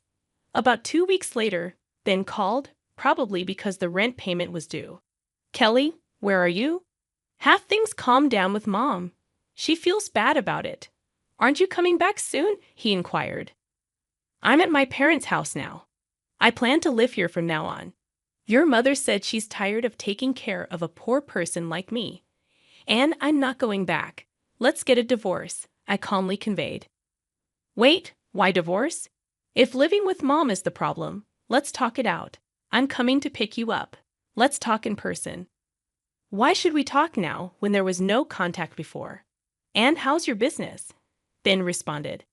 After that question, there was a moment of silence. "Actually, I'm seeking advice from someone knowledgeable in business. There might be a big plan realized next month. That's it." "Let's go look for a new place to live before that," Ben suggested. "Don't change the subject. You haven't told me anything important. That's why I don't want to talk anymore." "I'll write the divorce papers and send them to you," I said and hung up the phone. However, that night, Ben suddenly appeared at my parents' house. I talked to him through the gap in the door with the chain on. "Kelly, please don't be mad. Let's go back. Mom feels bad about it." "Come on, stop sulking. I was kicked out of the house by your mother. Don't take it seriously." "Not take it seriously? Did you know why I left the house? Your mother pressed a hot hair iron against my neck and burned me. I don't know what else might happen, and there's no way I can go back," I explained, showing him the burn mark on my neck. "Did Mom really do that? I'm sorry. I didn't know." "Why didn't you tell me? Mom told me it was just a simple fight." "I'm really sorry. Are you okay?" Ben apologized. "A simple fight?" His flippant words made my anger boil over. I had planned to decide on a divorce without facing him, but my indignation overflowed. I felt the same anger towards both my husband and mother-in-law. I thought of blaming them thoroughly. The outrage in my heart seemed to burn. "Anyway, I'm not coming back. You should go home too. I'll contact you again tomorrow," I asserted. "Really? Will you actually contact me? I can't accept a divorce without even discussing it." "If you don't contact me, I'll come back tomorrow," Ben said before leaving. I prepared and arranged to meet with Ben and my mother-in-law 3 days later in the afternoon. The place for the discussion was a cafe restaurant on the 30th floor of a luxury hotel. On the day, I dressed in a high-end brand dress, revealing my neck and styling my hair up. My mother-in-law looked displeased at the sight of me. "Thank you for gathering today. I have reserved afternoon tea, so please enjoy it." I smiled at my mother-in-law and Ben. Ben seemed a bit relieved at my calm demeanor. Soon, tea and small appetizers were served at our table. Before we started eating, my mother-in-law began to speak. "Kelly, I'm truly sorry about last time. I was wrong." Ben scolded me harshly. "You'll forgive me, won't you?" she pleaded. I didn't respond immediately and quietly continued eating my appetizer. Then I turned my neck to show the burn scar. "I can forgive you, but not until this scar fades. Also, are you aware that Ben quit his job?" Ben shook in surprise, and my mother-in-law looked at him in astonishment. "What do you mean he quit? He's been saying he's busy every day. He's busy right now. He's an honorable businessman." "Wait a minute, Ben." My mother-in-law panicked. "What do you mean, businessman? Did you start your own business, Ben? Explain yourself." As my mother-in-law interrogated him, I smiled contentedly while watching Ben struggle to make excuses. At that moment, the tea stand was brought to our table. I enjoyed the delicious-looking sweets while watching Ben and my mother-in-law argue. The view from the luxury apartment was great, but the view from this 30th floor cafe was also special. "By the way, Ben, what have you been engrossed in lately?" I inquired. I heard from Senior Eric that you quit the select shop. Is that true? I questioned Ben, who immediately lost color in his face, looking both surprised and scared. Meanwhile, my mother-in-law tightly gripped his arm, confused and repeatedly asking what happened. Why would you do that? I know everything.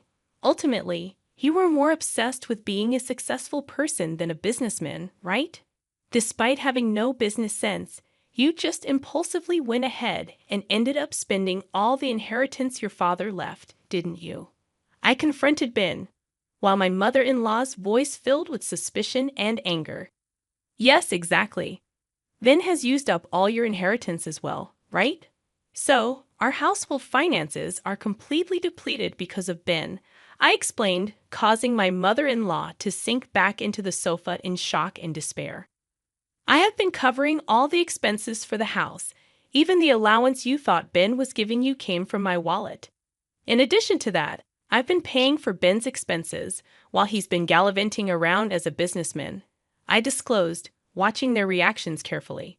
Don't worry, Mom. With Kelly's income, we'll manage, Ben attempted to reassure her. But I wasn't having any of it.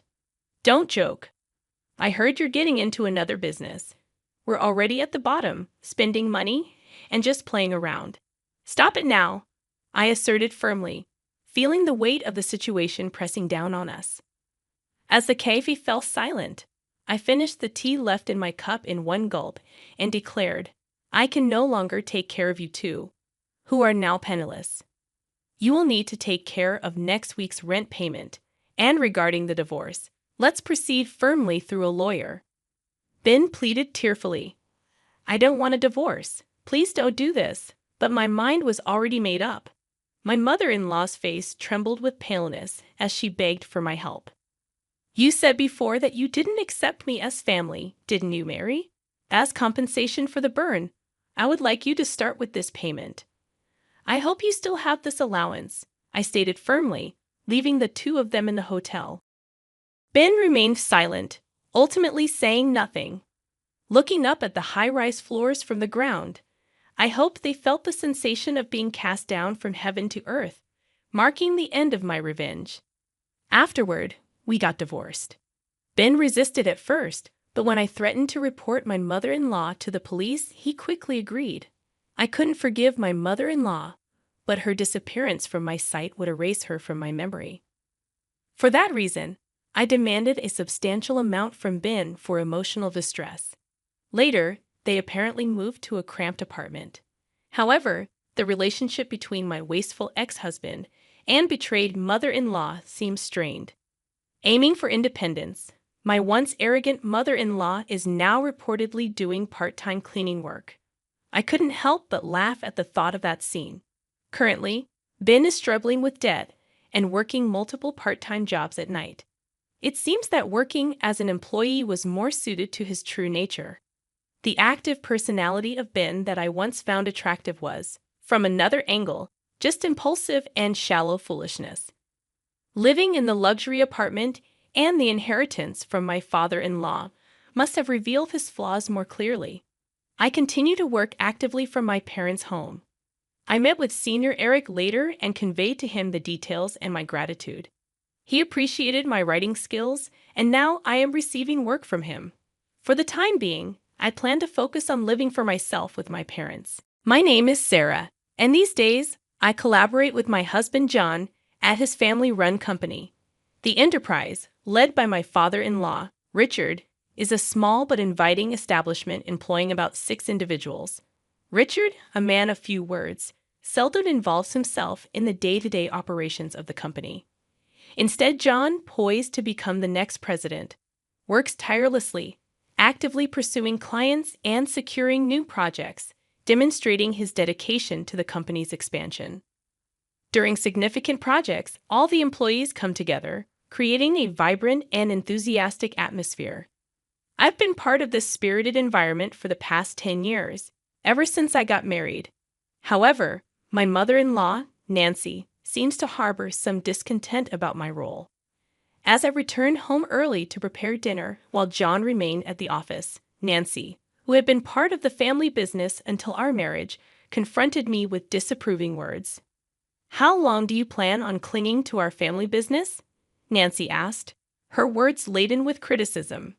Nancy, who had looked forward to relaxation post-retirement, appeared to redirect her energy into scrutinizing my choices.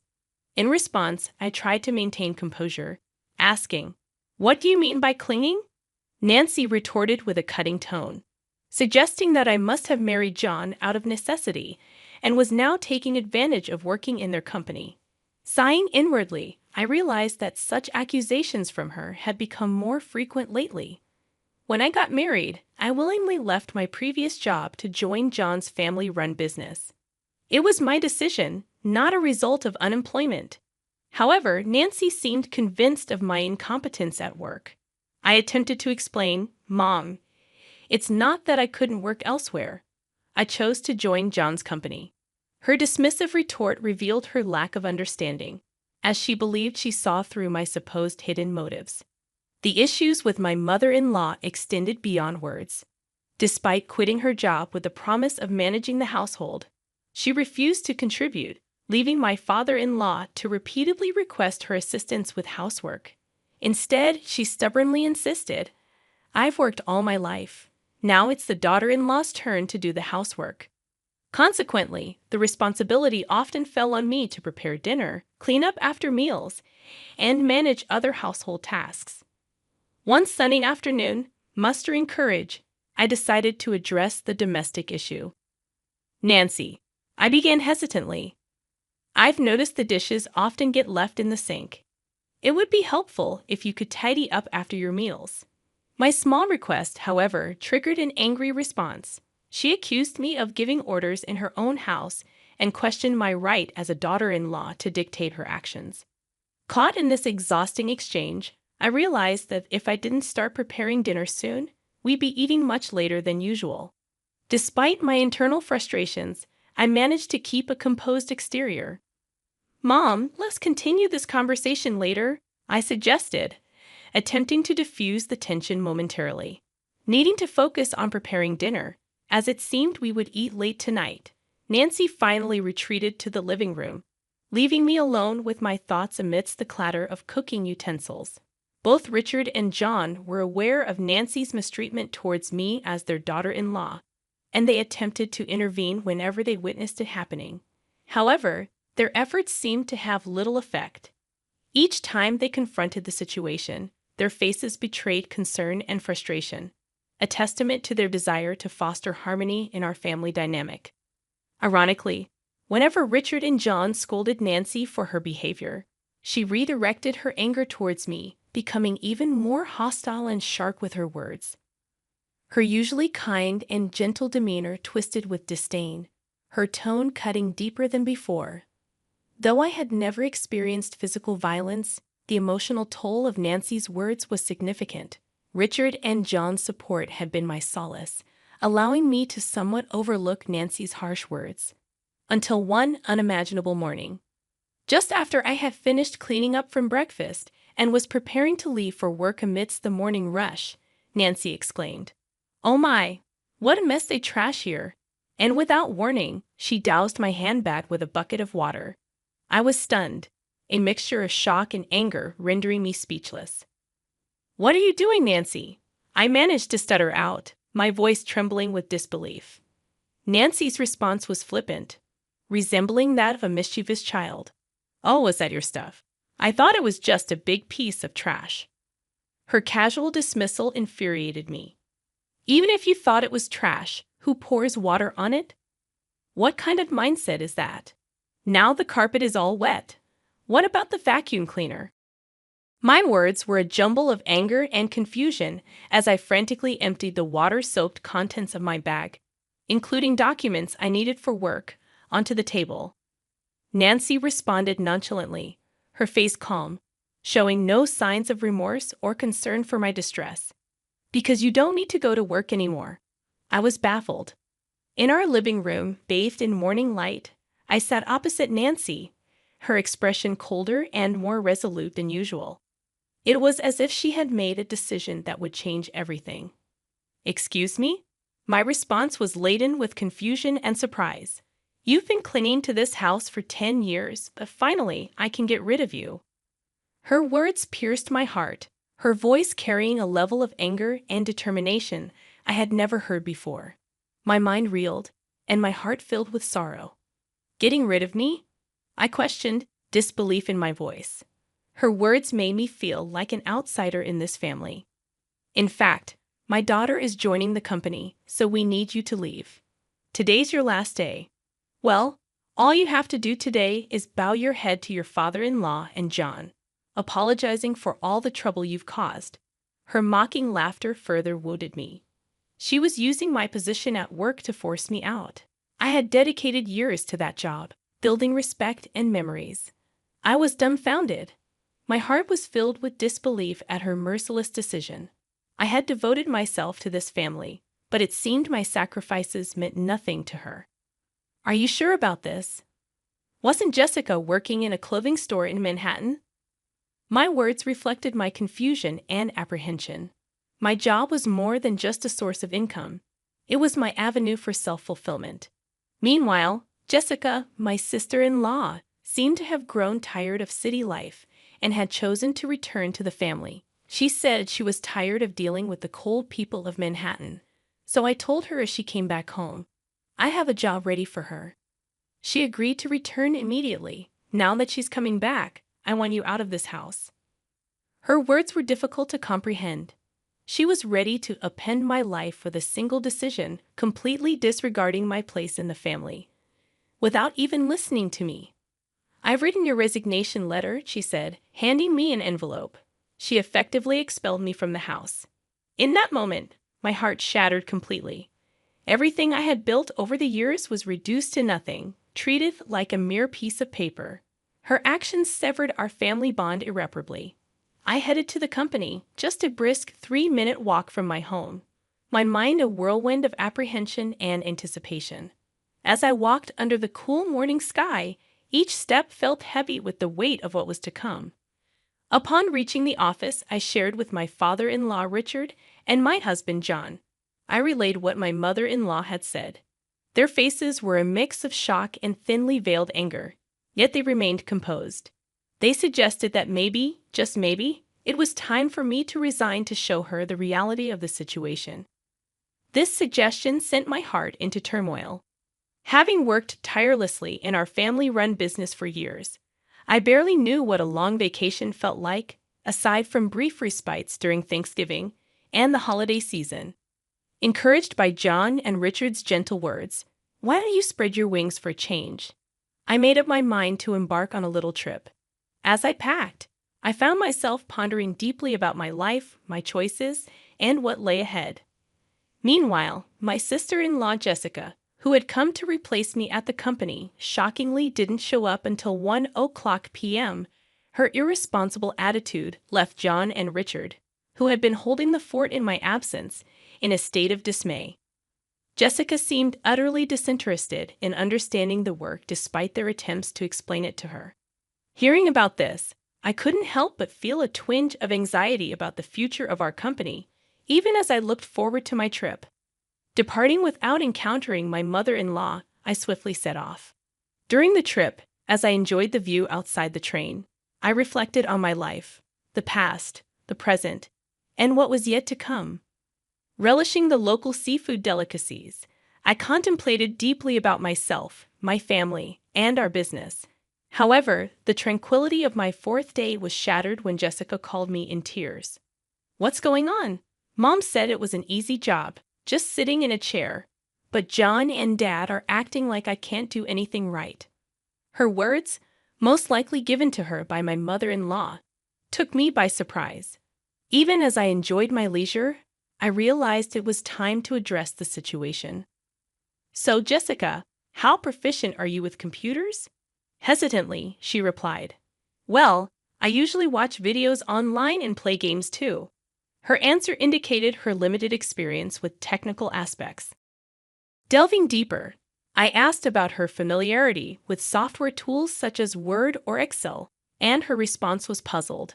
Considering her background in the Manhattan apparel industry, it was unlikely that she never used a computer. Tasks such as tracking sales and managing inventory would have required her to use Excel. When asked if she could handle calculations for sales or fill in documents, she confidently answered, "I could handle that task." However, when probed further with, "Can you calculate tax too, right?" her confidence waned, and she responded uncertainly. This question was a test of her mathematical skills and her ability to apply them in a business context. While Jessica might possess other skills, it was apparent she felt insecure about the required skill set for the job. Her discomfort seemed particularly rooted in her struggle with calculations, which could be why she faced criticism from Richard and John. First and foremost, it was necessary to give my mother-in-law and her cohort, who tried to oust me, a taste of their own medicine.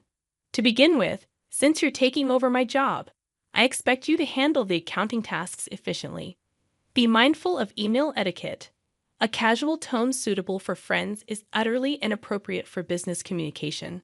Also, you'll be responsible for scheduling the staff shifts. Though our team is small, everyone's requests for time off are carefully considered, so make sure not to prioritize your own convenience over theirs. As I continued to list down my demands, I could hear her sobbing on the other end of the line. But I was told I wouldn't have to do anything. Why are there so many tasks? I didn't come back home for this. She abruptly ended the call.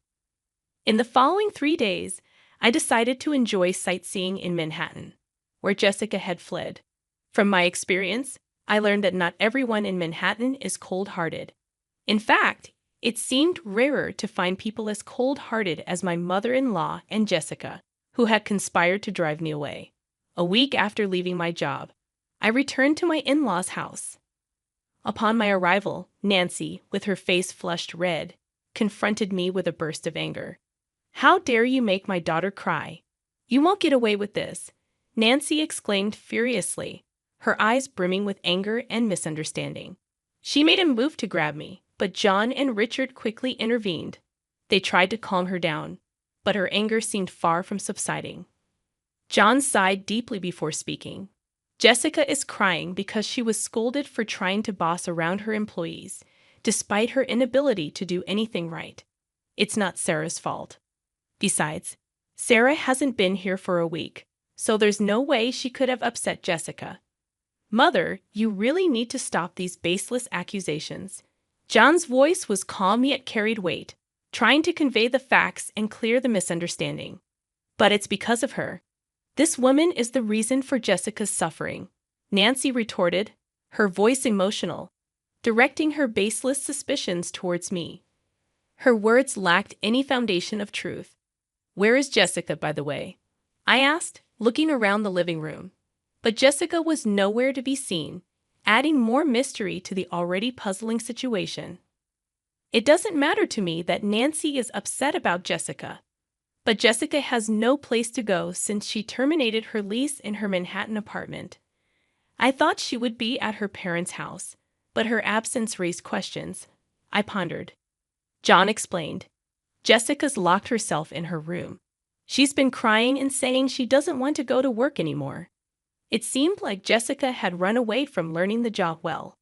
It was understandable that she would find it challenging, considering she lacked the skills to fill in for me. "You've been poisoning John and Richard against me, haven't you? If not, they wouldn't say the company ran better with me than with the incompetent Jessica," Nancy accused me vehemently. Her words were filled with long-standing misunderstandings and prejudices, leaving me utterly perplexed. She seemed to have always viewed me as an adversary, her words reflecting years of misconceptions. John let out a heavy sigh, his face showing weariness and frustration with the tangled web of emotions in this family. He had tried repeatedly to resolve the misunderstandings among family members, but his efforts seemed far from fruitful. "Mom," he began, trying once again to bring clarity to the situation. "I realize it might sound a bit unusual, but Sarah is truly exceptional at her work. She holds a certification in bookkeeping, and her secretarial skills are top-notch. Moreover, she has studied Spanish and even has experience studying abroad. When it comes to dealing with multiple languages at our company, Sarah is the one who handles everything, John explained with a sense of pride, and his mother Nancy looked utterly surprised. Nancy had assumed that I quit my job as soon as I joined the family, so she had no idea about my contributions and achievements at work. What? That sounds like something straight out of a TV drama.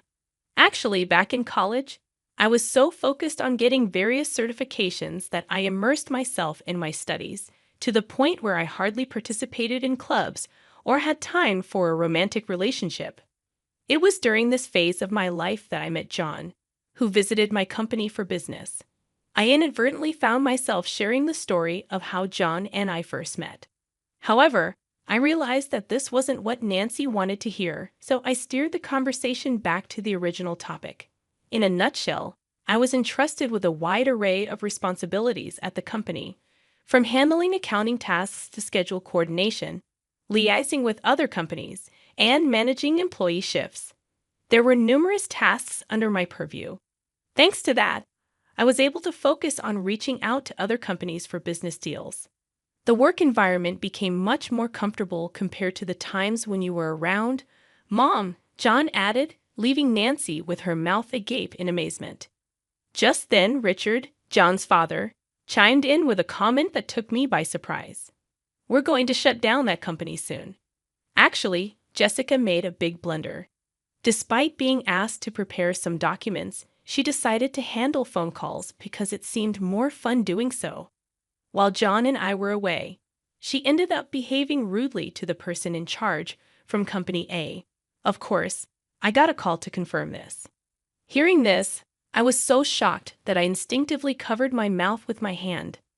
I can't believe Jessica would do something like that, I murmured. Filled with disbelief, the thought that Jessica's actions might lead to the downfall of our company flashed through my mind, filling me with dread. However, as I wallowed in these anxious thoughts, the story took an unexpected turn. When I explained the situation, they suggested it might be time to end the family business.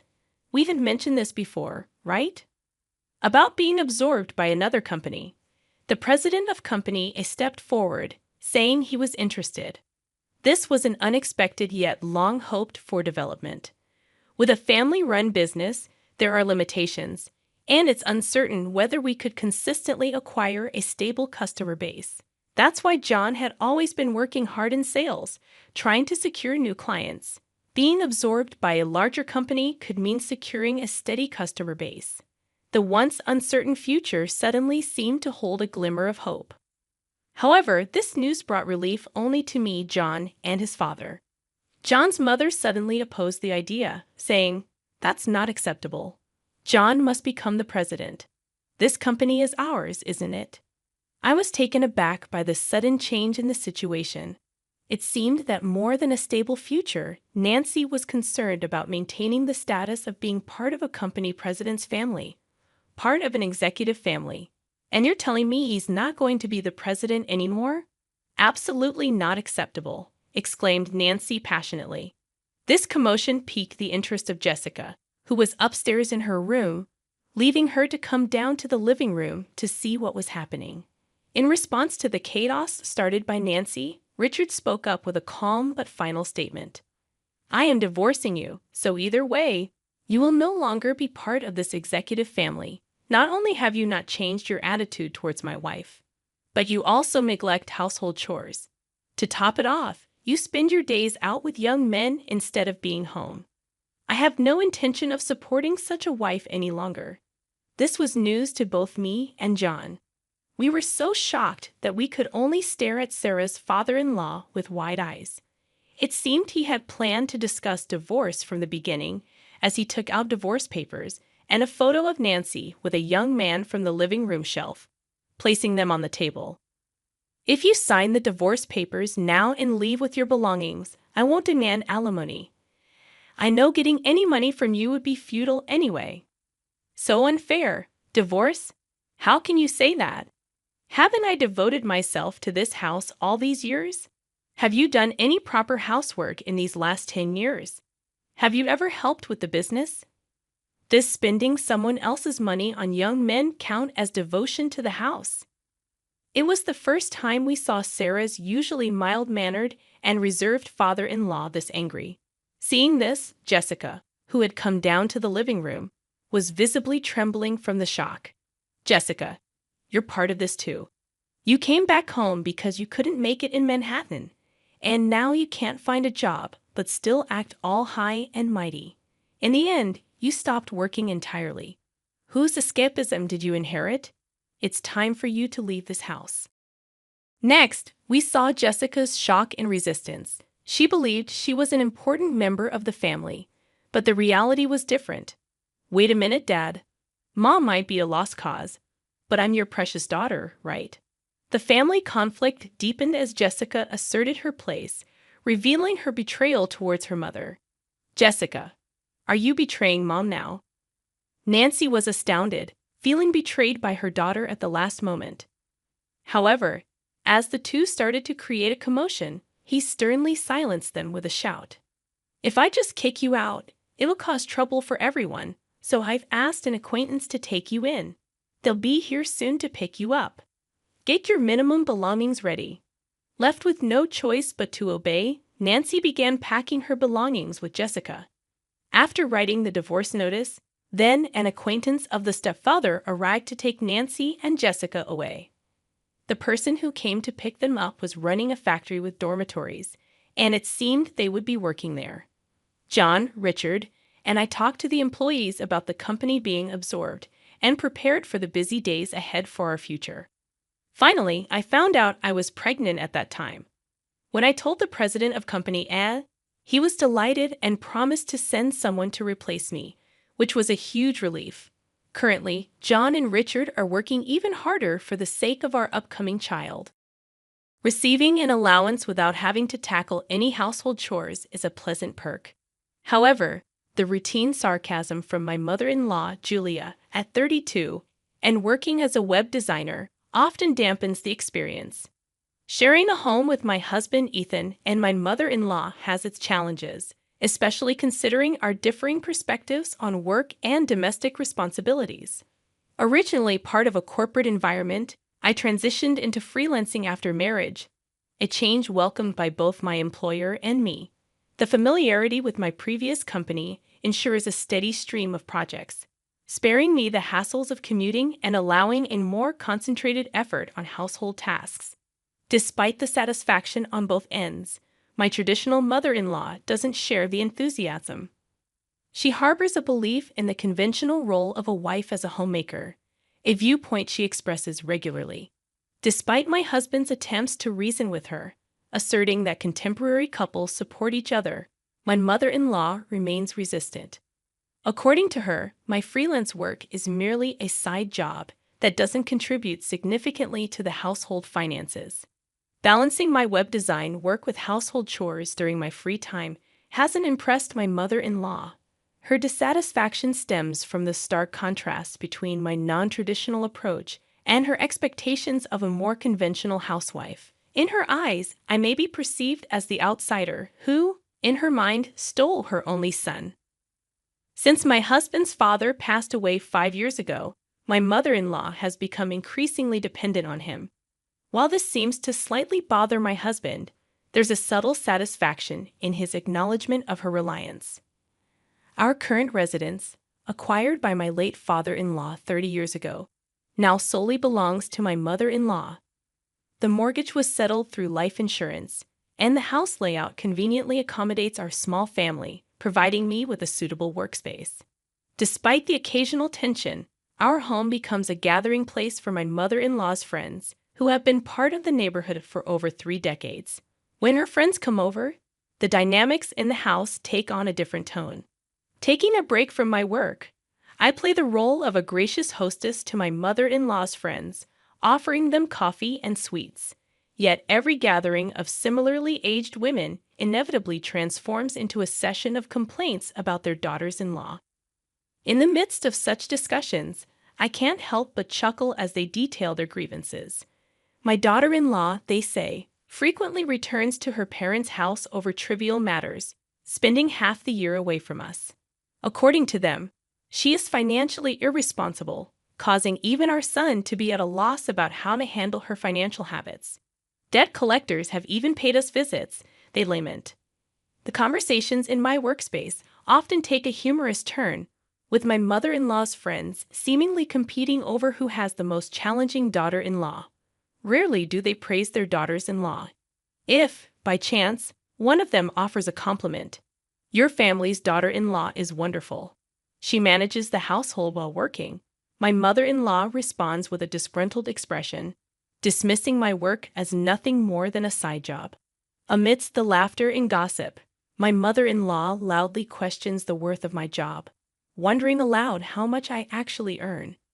The discussion shifts to the spending habits of daughters-in-law, contrasting their personal expenses with the notion that the husband's earnings are meant for the family. The room erupts in laughter at this notion, reminiscing about the unthinkable nature of such discussions in their younger days. Unable to endure the repetitive tales of the past, I drown out the noise with headphones, focusing on my work. The modern-day daughter-in-law, myself included, often becomes the target of belittlement, making it unbearable to listen. One day, during a family dinner, my husband suggested buying a new car. My mother-in-law, quick to react, questioned why he needed his wife's consent for such decisions. Despite my husband's attempt to explain that it's a family decision, my mother-in-law insisted that he, the one with a driver's license, should choose any car he likes. Caught in the middle, my husband sought my help, and I diplomatically deferred the decision to him.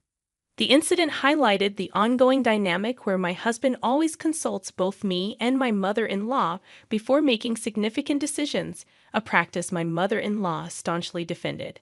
While not inherently self-centered, my father-in-law had a penchant for making independent decisions, a trait my mother-in-law often lamented. My husband, raised by such parents, developed a belief in avoiding selfishness. On the contrary, my mother-in-law, influenced by the patriarchal behavior of my father-in-law, adhered to the notion that it was the norm. My mother-in-law's irritation towards my husband when he seeks my opinion circles back to me, with accusations that I am always too strict. I found myself at a loss for words in response to her criticism, as it's true that I tend to voice my concerns rather than making decisions independently. To my surprise, my husband, aligning with his mother, blamed me for his inclination to check with me before acting. Months into our marriage, I realized that my husband never defended me in front of his mother, even when it was just the two of us. His apologies and claims of prioritizing me seemed less convincing over time. The recent incident of choosing a new car cast a shadow on our relationship.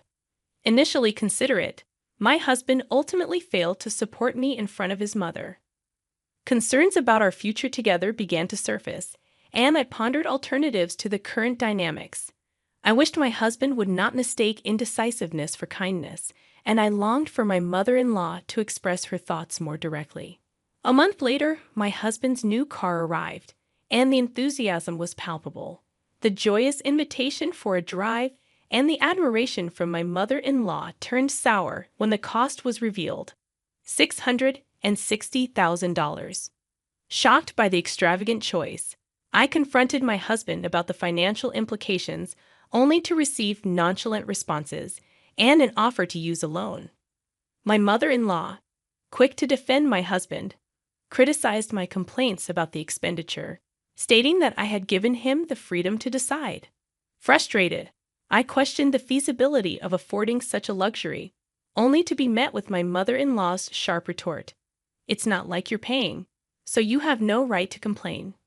Feeling unheard and dismissed, I argued that I contribute to the family income through my work. However, my mother-in-law, with an unusual harshness, questioned the legitimacy of my earnings, asserting that my little side job couldn't possibly match my husband's substantial income of over $100,000 a year.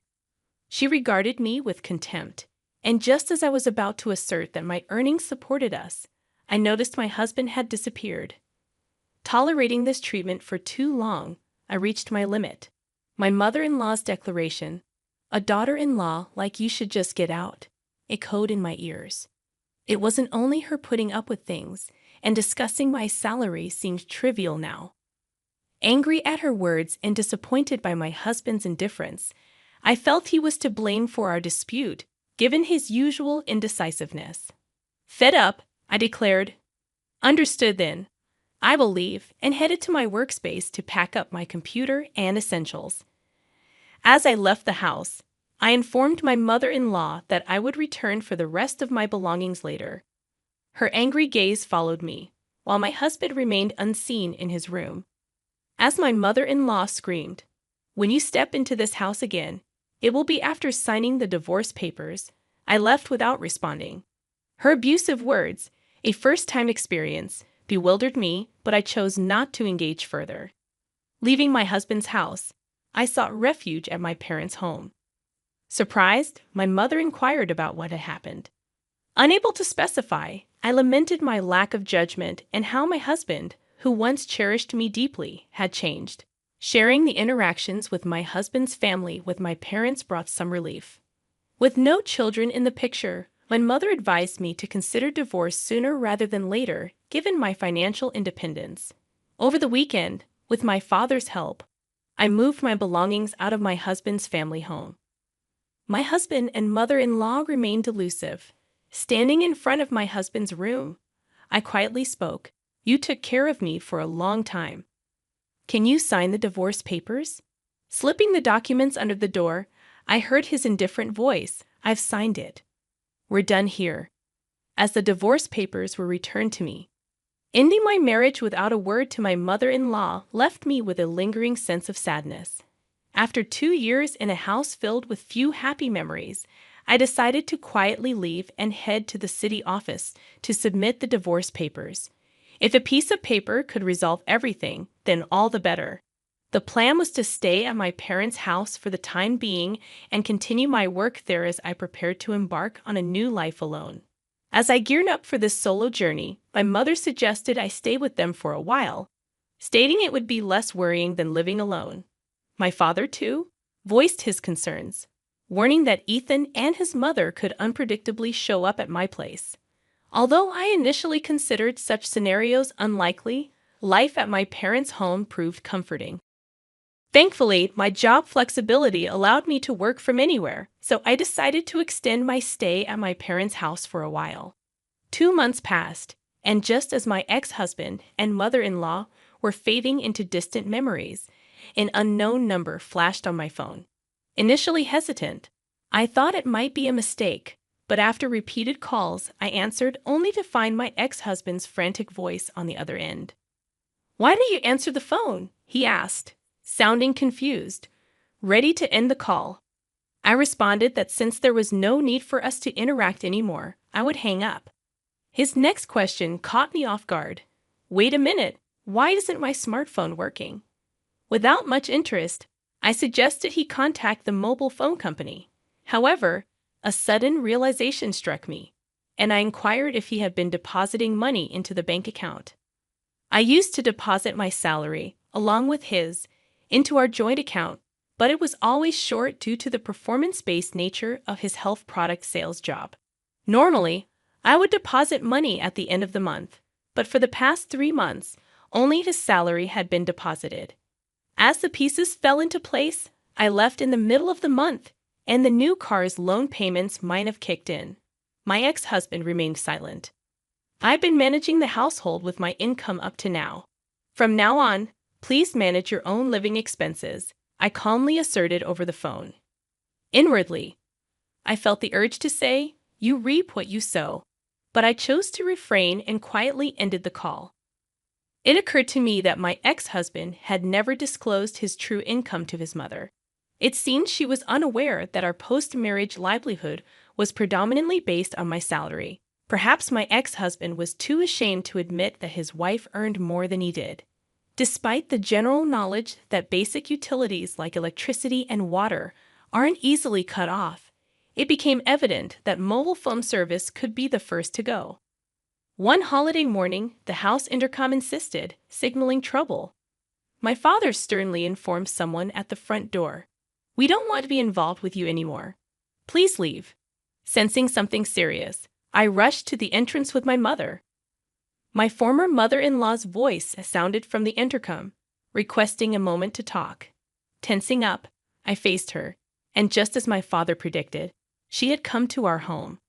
Anger filled her face as she exclaimed upon seeing me. She blamed me for not making the monthly deposit, resulting in the electricity and water being cut off. We were all stunned by this revelation, unsure of what she meant. My ex-husband, attempting to intervene, declared, "Mom, stop it. Julia is no longer involved with us." However, his mother brushed off his hand, continuing her rage. "Ethan earns $5,000. How can this happen?" I corrected her quietly, revealing that the $5,000 was actually my income.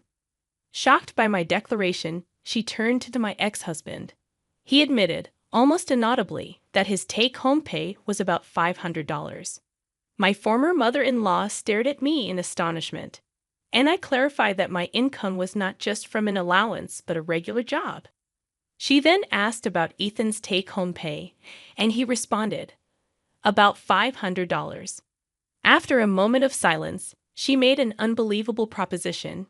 "Julia, how about coming back? It was a joke to ask you to leave."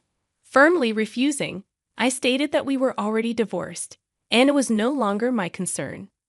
Despite my refusal, she persisted, suggesting that everything could be resolved if I got back with Ethan. My father, in a forceful tone, demanded they leave and warned of involving the police if they didn't. They left hurriedly, stumbling away as my father warned them not to step foot in our home again. Reflecting on their unreasonable behavior, my mother was furious, but my father seemed even more indignant. I was relieved that we had cut ties with such people. As time passed, through a friend of my ex-husband's, I learned about his subsequent situation. He had to give up his parents' house, including the land, and moved into a small apartment with his mother. The rarely used new car was sold, settling the remaining loan with the money from the house and land sale.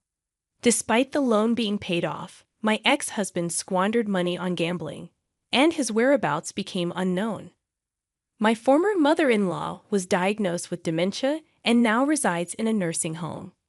Meanwhile, I am doing well in my job and currently live alone. Recently, I started dating a man I met through work. He understands that I was previously married, and he is committed to his job, not relying on his spouse's income or indulging in extravagant purchases like my ex-husband did. While we haven't discussed marriage explicitly, I feel that we have a serious future together. Our reservation for 7 people is accurate, and I kindly request a separate seat for a lady not included in the count. This request, typical of Elizabeth, my husband's mother, echoes her penchant for making loud demands and teasing me. However, today marks a turning point as I've resolved to expose a secret she's been keeping during our family gathering. I'm Natalie, a 28-year-old chef who graduated successfully from culinary school. I work at a highly rated Western restaurant in the city where I met George, a friendly customer who later became my husband. George inherited a historic electronics store, a beloved establishment in the community for 3 generations. Last year, George's father passed away, and he assumed the role of the 3rd-generation owner. My upbringing was in a household filled with culinary professionals, my father, mother, and even my brother. Growing up in such an environment exposed me to various cooking techniques and knowledge from a young age. Thanks to this upbringing and my innate talent, I graduated at the top of my class from culinary school. Despite my usual reserved demeanor, I've always been confident in my culinary skills. However, after marrying George, that confidence began to waver due to our close living arrangement with Elizabeth, which started shortly after our marriage. George's decision to live with his parents, a common practice in his family, came as a surprise. I had hoped to enjoy the early days of marriage just the 2 of us, but George's living arrangement was not disclosed earlier. Regretting it now wouldn't change anything. Living with Elizabeth turned out better than expected initially. She was kind, buying me treats from my favorite bakery, and even took on most of the household chores. However, there was one concern: the seasoning in her meals. Each dish was excessively salty, and while I initially attributed it to her northern origins, It seemed different from the preferences of others from the same region. I have a colleague from the north who prefers a lighter salt taste, making Elizabeth's dishes stand out. For instance, her stew, with vibrant ingredients, was overshadowed by an intense sauce, making it feel like directly putting concentrated sauce in my mouth. Doubts about whether this was the standard taste lingered, and my husband's comment about adjusting the taste to be lighter than usual only intensified my inner questioning. These days, consistently consuming Elizabeth's cooking seemed to have dulled my taste buds, creating a sense of dissatisfaction, even when preparing dishes at work. Doubts about my own sense of taste crept in, but fortunately, the head chef conducted the final taste checks, ensuring no major issues. Nevertheless, the heavy seasoning in Elizabeth's daily meals became a serious concern for me. To cope with this, I devised a plan. One solution was to wake up earlier than Elizabeth and prepare my own breakfast. While this noon routine prevented a decline in my work performance, it unintentionally led to a frosty attitude from Elizabeth. When I greeted her in the morning, she began to ignore my words and pass by. One evening, when I sought her opinion on a dish I had put a lot of effort into, she responded with criticism, questioning if I had seasoned it properly. Despite my explanation, she insisted it was bland, adding a significant amount of sauce to the dish. I couldn't help but feel that there might be some reason or background to her change in attitude. My husband has two older sisters, both of whom have established families. They welcomed me warmly from the beginning of our marriage and offered support if I ever had trouble with their mother. However, Emily, one of the sisters, had a different experience. As I helped with food preparation for her daughter's grand birthday celebration, the dining table was filled with a variety of distinctively unique and appetizing dishes. During the party, Emily's daughter expressed dislike for the stew, commenting on the heavy seasoning. When Emily suggested learning cooking tips from me, Elizabeth angrily exclaimed and left the scene, leaving me puzzled about the underlying issues in her behavior. I had some regrets about offering to help with the cooking from the beginning. The party ended abruptly amid a sour mood. While I believe Emily might have meant her words lightly, it was clear that Elizabeth had put love and effort into her dishes as well. It felt unjust for our heartfelt efforts to be belittled with a mere comment. That night, I lacked the courage to express my apologies to Elizabeth. From the next day onward, life became increasingly tough. Elizabeth would recklessly season the meals I carefully prepared, and on the worst days, she would even throw them away midway through eating. Seeking support from my husband in these trying times, I turned to him for help. However, his response was less than supportive, suggesting that maybe I had antagonized her and needed to listen more. As days passed, the strain in our marital relationship deepened. My husband started coming home late, claiming it was due to work, and even began missing family events. We were only married for half a year, so the idea of divorce felt premature. However, another hurdle emerged when Elizabeth tripped on our stairs and severely injured her leg. Despite Emily's kind offer to help with her care, Elizabeth insisted that, as the wife of the house, it was only natural for me to take care of her. This declaration changed my daily life dramatically, and attending to her needs became a relentless routine, even during work hours. Eventually, my colleagues' patience wore thin, leading me to resign from my job. When Elizabeth learned about my resignation, she seemed gleeful. From then on, my days were consumed with meeting Elizabeth's spontaneous demands at all hours, leaving my mind and body worn down. My husband's reduced presence at home added to my distress, and I began to doubt his reasons for working late. Pondering our next steps, I decided it was time to teach both Elizabeth and my husband a lesson. A few days later, during breakfast, I brought up the idea of divorce, shocking both of them. They questioned the sudden decision, expressing surprise and disbelief. My husband even suggested that my actions could tarnish our family's reputation. In response, I explained my dissatisfaction with the household environment and my determination for change. Confronted with my newfound resolve, they were taken aback. My husband apologized, expressing a willingness to be more attentive to our home life. He even suggested a break, understanding if I wanted to go to my parents for a change of pace. However, he requested that I still help Elizabeth due to her leg injury. Despite feeling disoriented, I sensed a hint of resentment in his words. I asked him to reflect on the situation, expressing my hope for positive changes if we continued to live together. I took a deep breath and calmly replied, "I'll think about it." At that moment, a smug smile appeared on their faces, revealing the evident blood ties between them. For the next few days, the atmosphere at home shifted. My husband began returning home earlier from work, but this improvement was short-lived. He soon started coming home late again, and Elizabeth's behavior reverted to its previous coldness. Despite her leg injury showing no signs of improvement, Elizabeth frequently went out without explanation. As I questioned her actions, I soon discovered a shocking truth. One day, my cell phone rang incessantly, with both my husband and Elizabeth expressing anger about me leaving Elizabeth alone.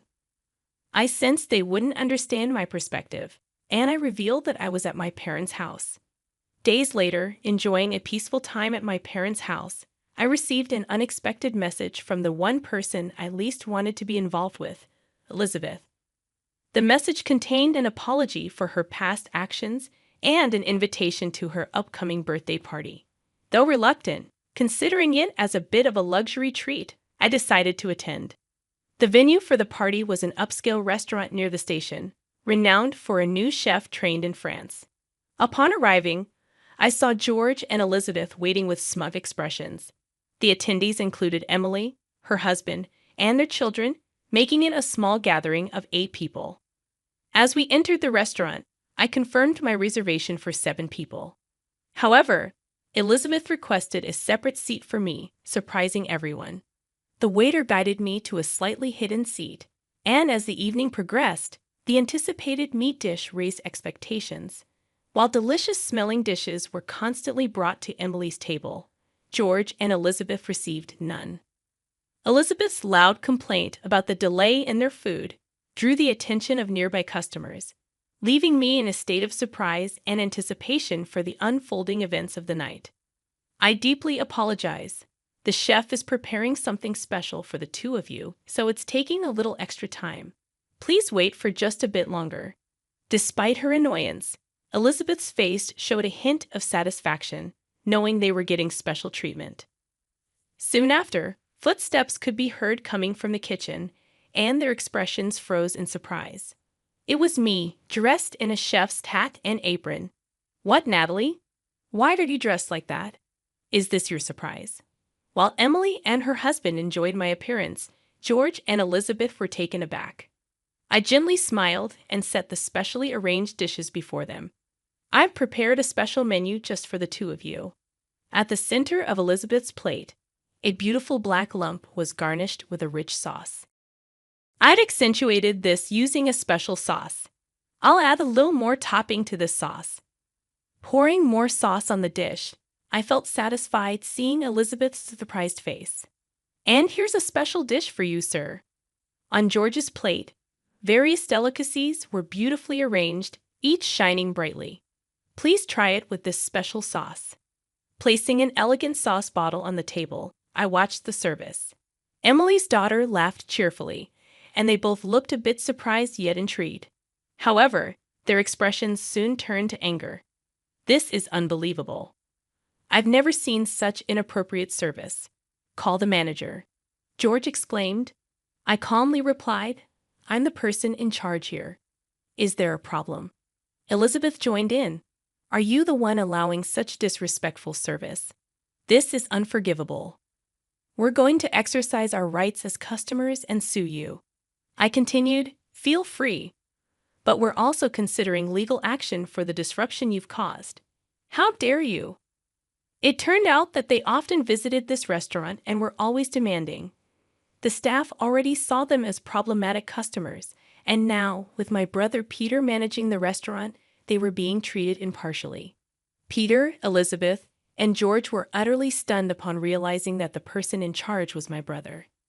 In reality, this popular restaurant was a product of Peter's diligent management and hard work. They had not been informed of this fact before.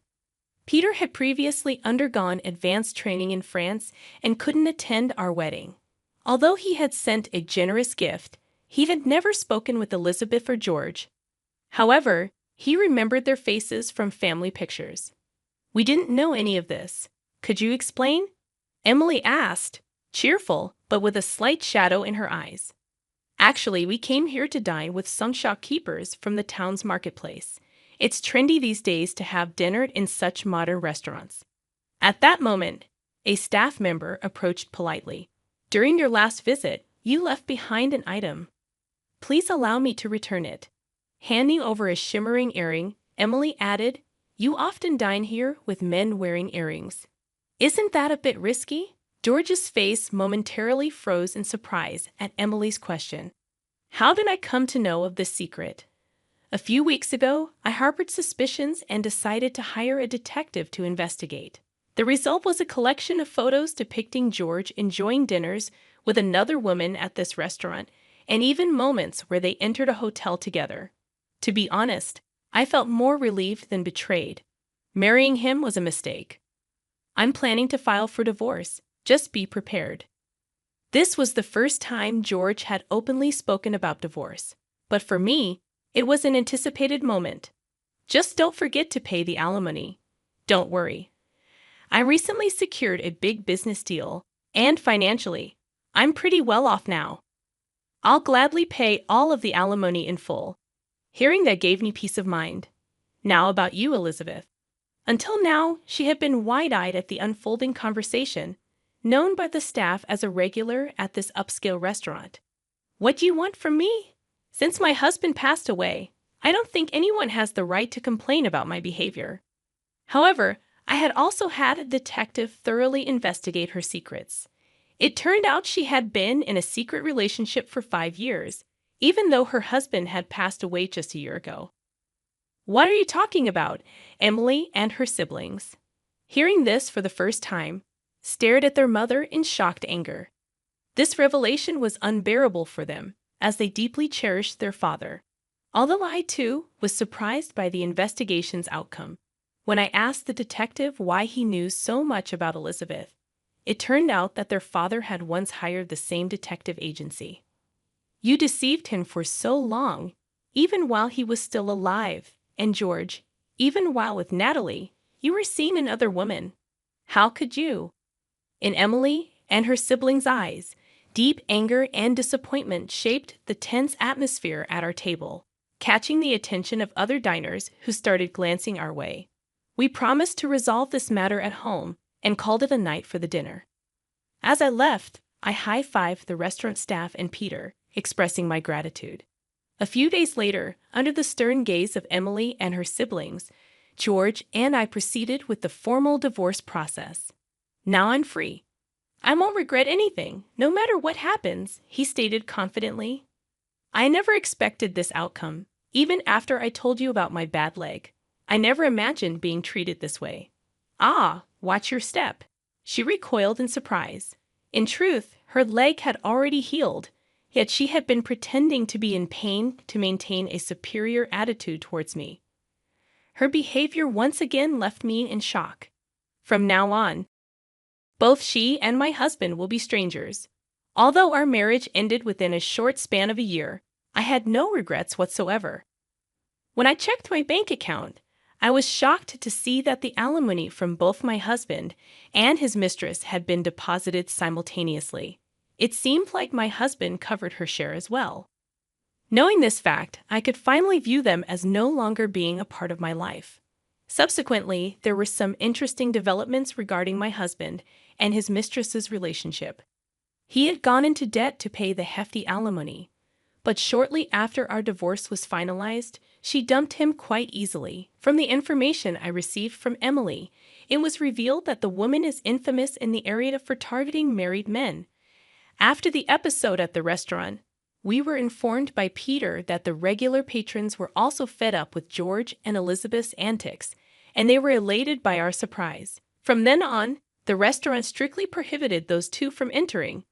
Moreover, their dishonest attitudes quickly became known throughout the community. A major contract that my husband had been boasting about was eventually canceled, and his electronics store, sustained by the deep trust of the local community, now faced a challenging future. Elizabeth's subsequent life became quite difficult. Suddenly abandoned by her longtime lover, further medical tests revealed that her unhealthy lifestyle was affecting her health.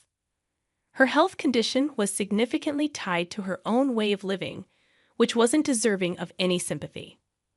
On the other hand, I was fortunate enough to return to the Western-style restaurant where I used to work. Even though they knew about my past, the staff and management warmly welcomed me back. The spaghetti lady, Emily, and her family still came to this restaurant often, and their presence was a significant support for me. They had decided to completely sever ties with George and Elizabeth. The anger towards their actions, especially after the passing of their father and the revelation of the truth, left a deep wound in their hearts, which seemed unlikely to heal. The joy of cooking holds a significant place in my life. Feeling this happiness is the very moment I cherish the most, and when I feel truly blessed. I am Helen Collins, a 29-year-old who works at the local library in an obscure small town. My life is characterized by simplicity, perhaps too simple for some, but it is uniquely mine. Being the quiet type, I've always found solace in the company of books rather than the clamor of the outside world. The library, an old and cozy building with creaky floors and weathered shelves, is my sanctuary. Despite its imperfections, it is perfect to me. Each day at 8 a.m., I'd open the library doors, turn on the lights, and savor the familiar scent of books. This routine, although repetitive, never loses its charm. My parents passed away when I was young, leaving me in the care of my grandmother. She was a kind soul who encouraged my love for reading and learning. However, she's no longer here, and I find myself alone in the world. No siblings, no close relatives, just me and my small world. "Good morning, Helen." Mr. Jenkins, a regular visitor, greets me as he strolls in. He's an elderly man who spends his days immersed in history books. I reciprocate the greeting with a smile and inform him of the new shipment of history books that arrived yesterday. The day unfolds with familiar faces coming and going. I assist a group of kids in finding books for their school project, recommend a romance novel to Mrs. Harrison, and guide Mr. Thompson to the science fiction section. It's a quiet life, but one that brings me comfort. Then, everything changes on the day Jack enters my life.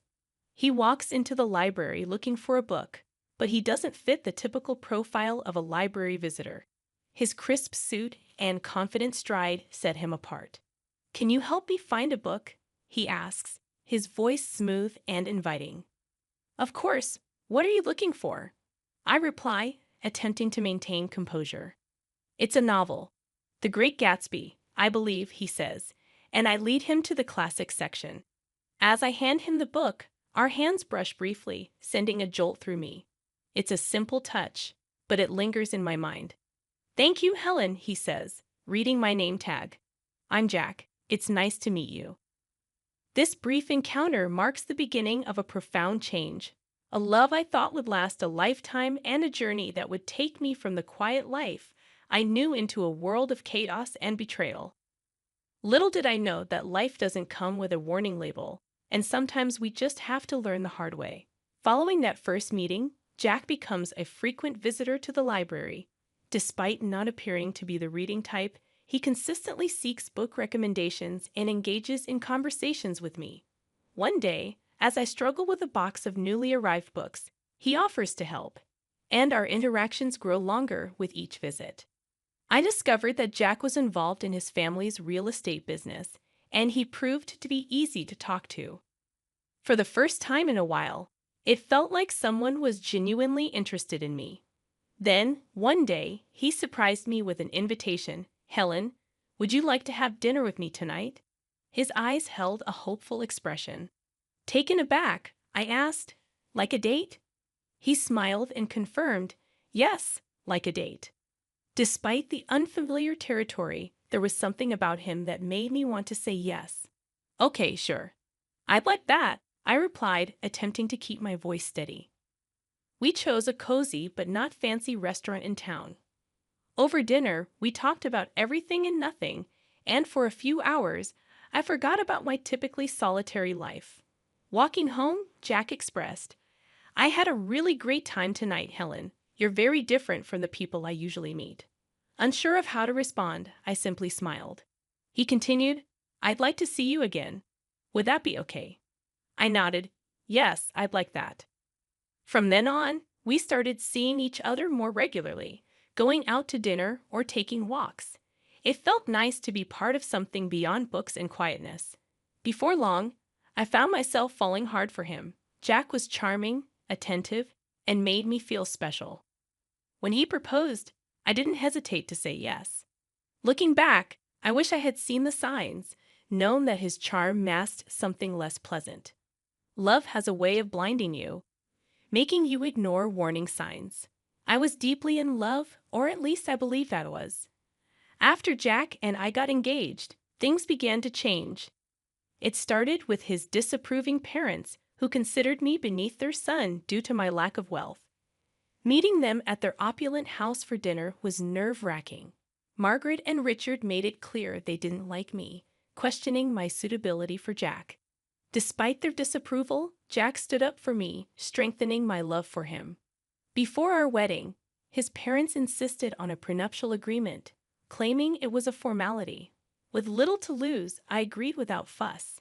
After marriage, I moved into Jack's house, a gift from his parents that they still treated as theirs. His parents frequented the house unannounced, issuing orders without hesitation.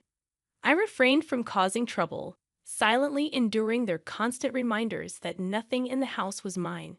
Jack changed too, no longer the man I fell in love with.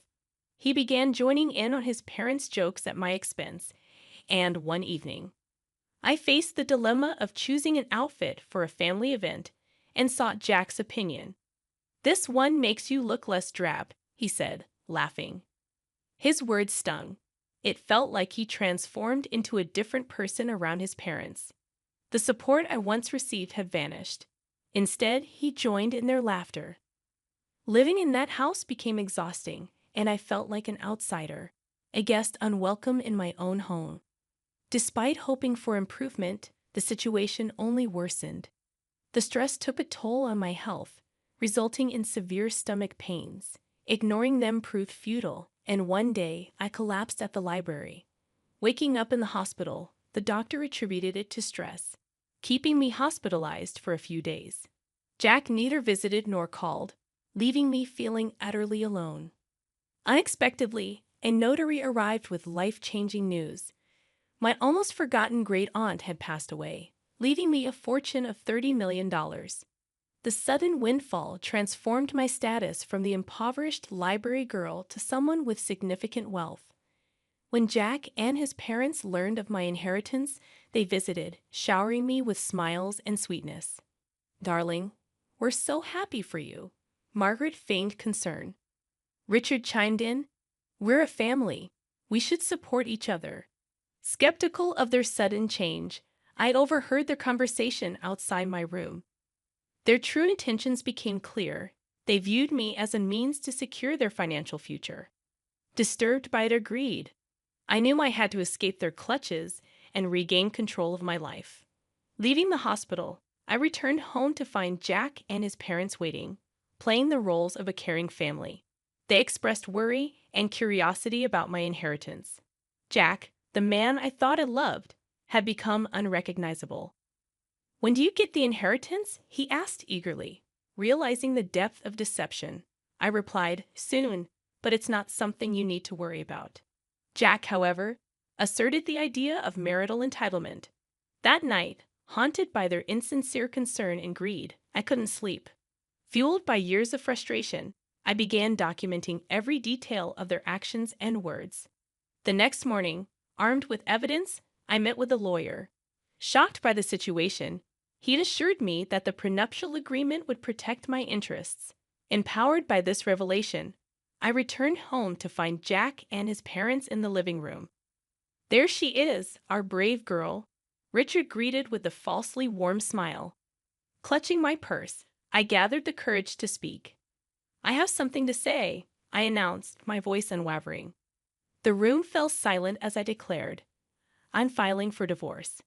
The shock rippled through the room, and Margaret erupted in anger, threatening legal action to claim a share of my inheritance. I delved into my purse and retrieved a copy of the prenuptial agreement. Actually, you can't. This states that neither of us can claim the other's property in case of divorce, I calmly pointed out. For the first time, they were left speechless, and I seized control of the situation. Standing up, I declared, I'm leaving. I don't want any of you to contact me.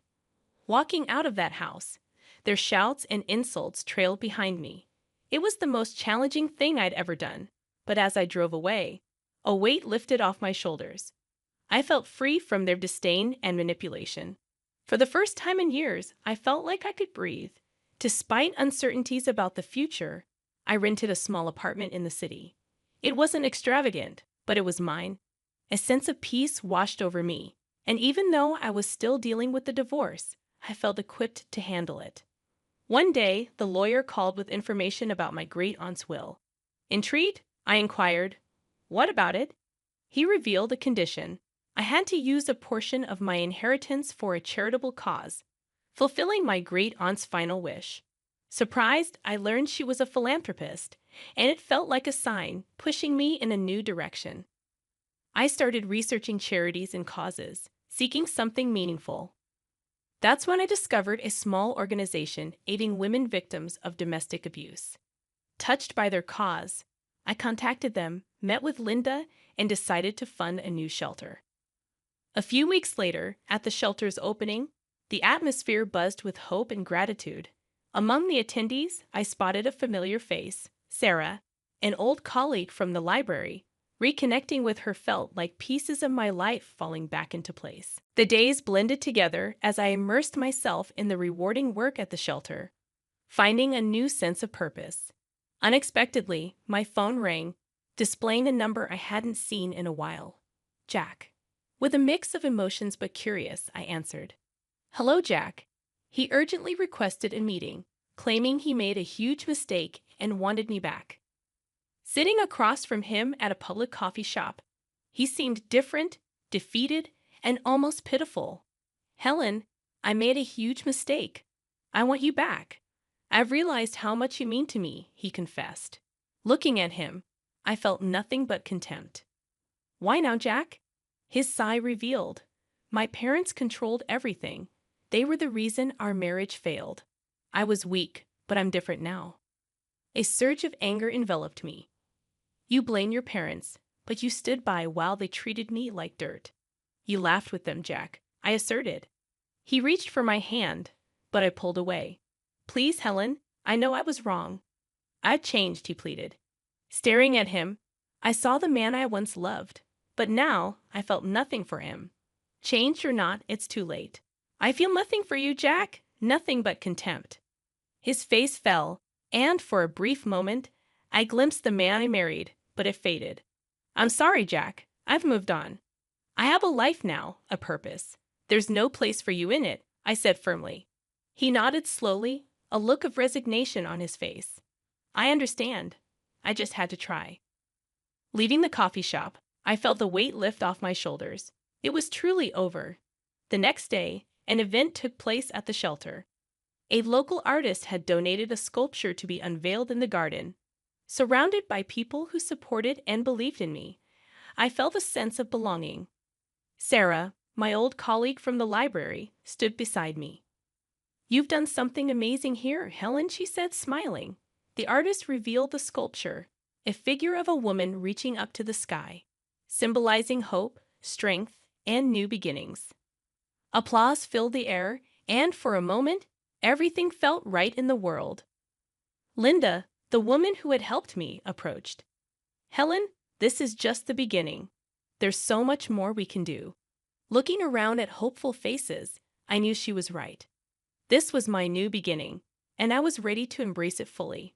My new life was busy and fulfilling. Each day at the shelter brought new challenges and rewards. My confidence grew, and for the first time in years, I felt in control of my destiny. I even started taking self-defense classes, something I never imagined doing before.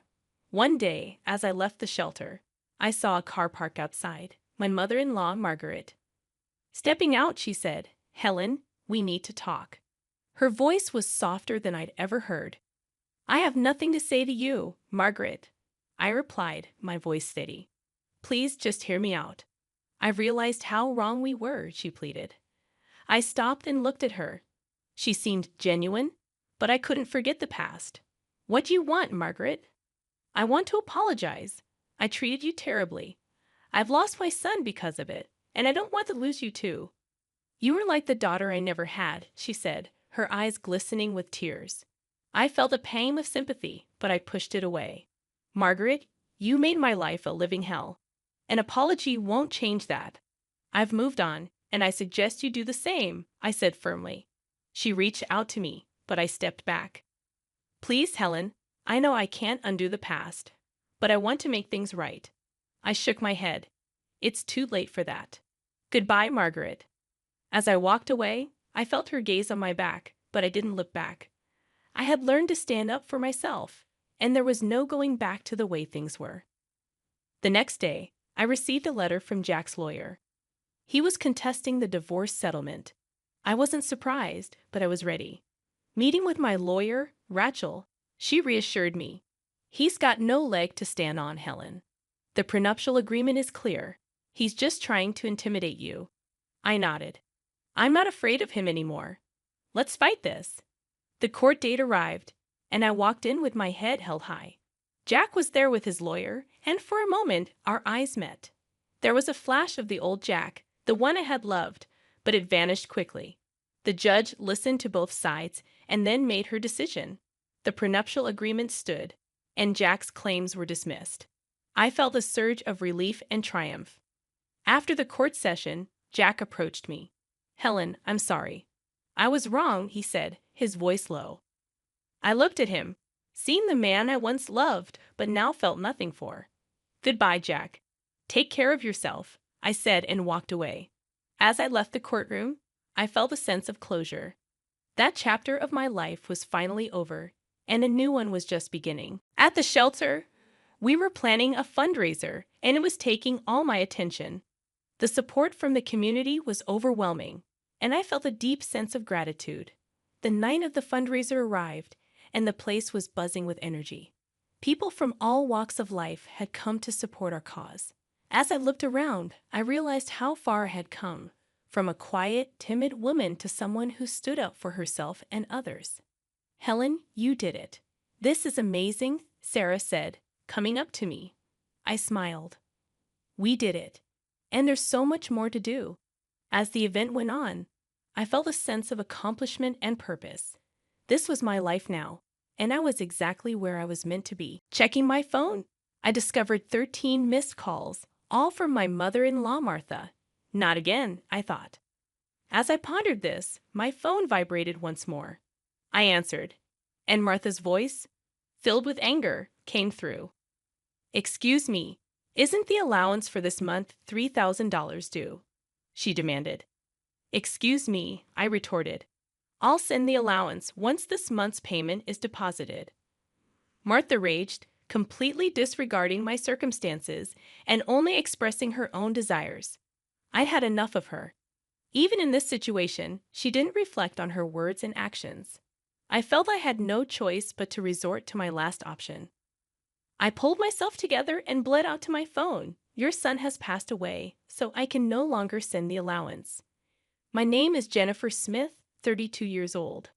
I'm a busy working woman at a major financial firm and also a housewife." I continued. "I got married about 2 years ago. I met my beloved husband Mark through our shared hobbies. He was kind to everyone, and I was attracted to his warm smile, quickly developing feelings for him. Apparently, he felt the same way, and after dating for a year, we immediately got engaged. We both believed that we wouldn't meet anyone better than each other. We were living together while dating, and without any major quarrels, we decided to marry. Everything went smoothly for us, but here's where a problem arose. Martha, my mother-in-law. My father-in-law had passed away a few years ago, And since Mark didn't have any siblings, his only family was Martha. The trouble started when I first visited her home to introduce myself before our wedding. "Nice to meet you, Martha," I said, trying to be polite. She clearly showed a displeased expression. "So, you're Mark's fan, huh?" she said. "Yes, my name is Jennifer Miller." "You're a rather plain girl. I wonder what Mark sees in you," she remarked. I couldn't tell if she was joking or seriously meant what she said. Having such words directed at me by the mother of my loved one, I was quite shocked. Seeing my state, Mark frowned at Martha. "Hey, Mom, what's with the sudden harsh words? How can you say such things to the person I chose?" Mark questioned. "No, Mark. I'm just trying to choose a suitable woman for you," she replied. "Choose? I'm the one who chose her. You have no right to meddle. Don't say it in such a cold way. I'm just telling the truth because I care about you. If you were really thinking of me, you'd simply support us. Why can't you understand such a simple thing?" The air turned heavy as an argument unfolded between mother and son right before my eyes. Given that this was my first meeting with Martha, I wasn't in a position to intervene. Although the atmosphere remained awkward, we ultimately managed to express our intent to marry. As we were leaving, Martha called out to Mark, sounding somewhat disgruntled. "Mark, can I have a word? You're going to keep that promise after you get married, right?" "What promise?" Mark inquired. "You know about the allowance or that?" "Yes, I'll be sure to take care of that. Can we not discuss it here, please?" Mark seemed uncomfortable, and the atmosphere between my husband and his mother was tense, thick with discomfort in the car on the way home. I approached Mark to address the lingering concern that had been bothering me. "Hey, Mark, about the conversation you had with your mom as we were leaving," I began. Mark sighed deeply and began to speak slowly. "Yeah, I should have told you about it, Jennifer. I heard something about an allowance after my dad passed away. I've been sending money to my mom every month." "How much?" I asked. $22,000. $2,000? I couldn't help but raise my voice in surprise. Mark continued, "Actually, my mom has a debt.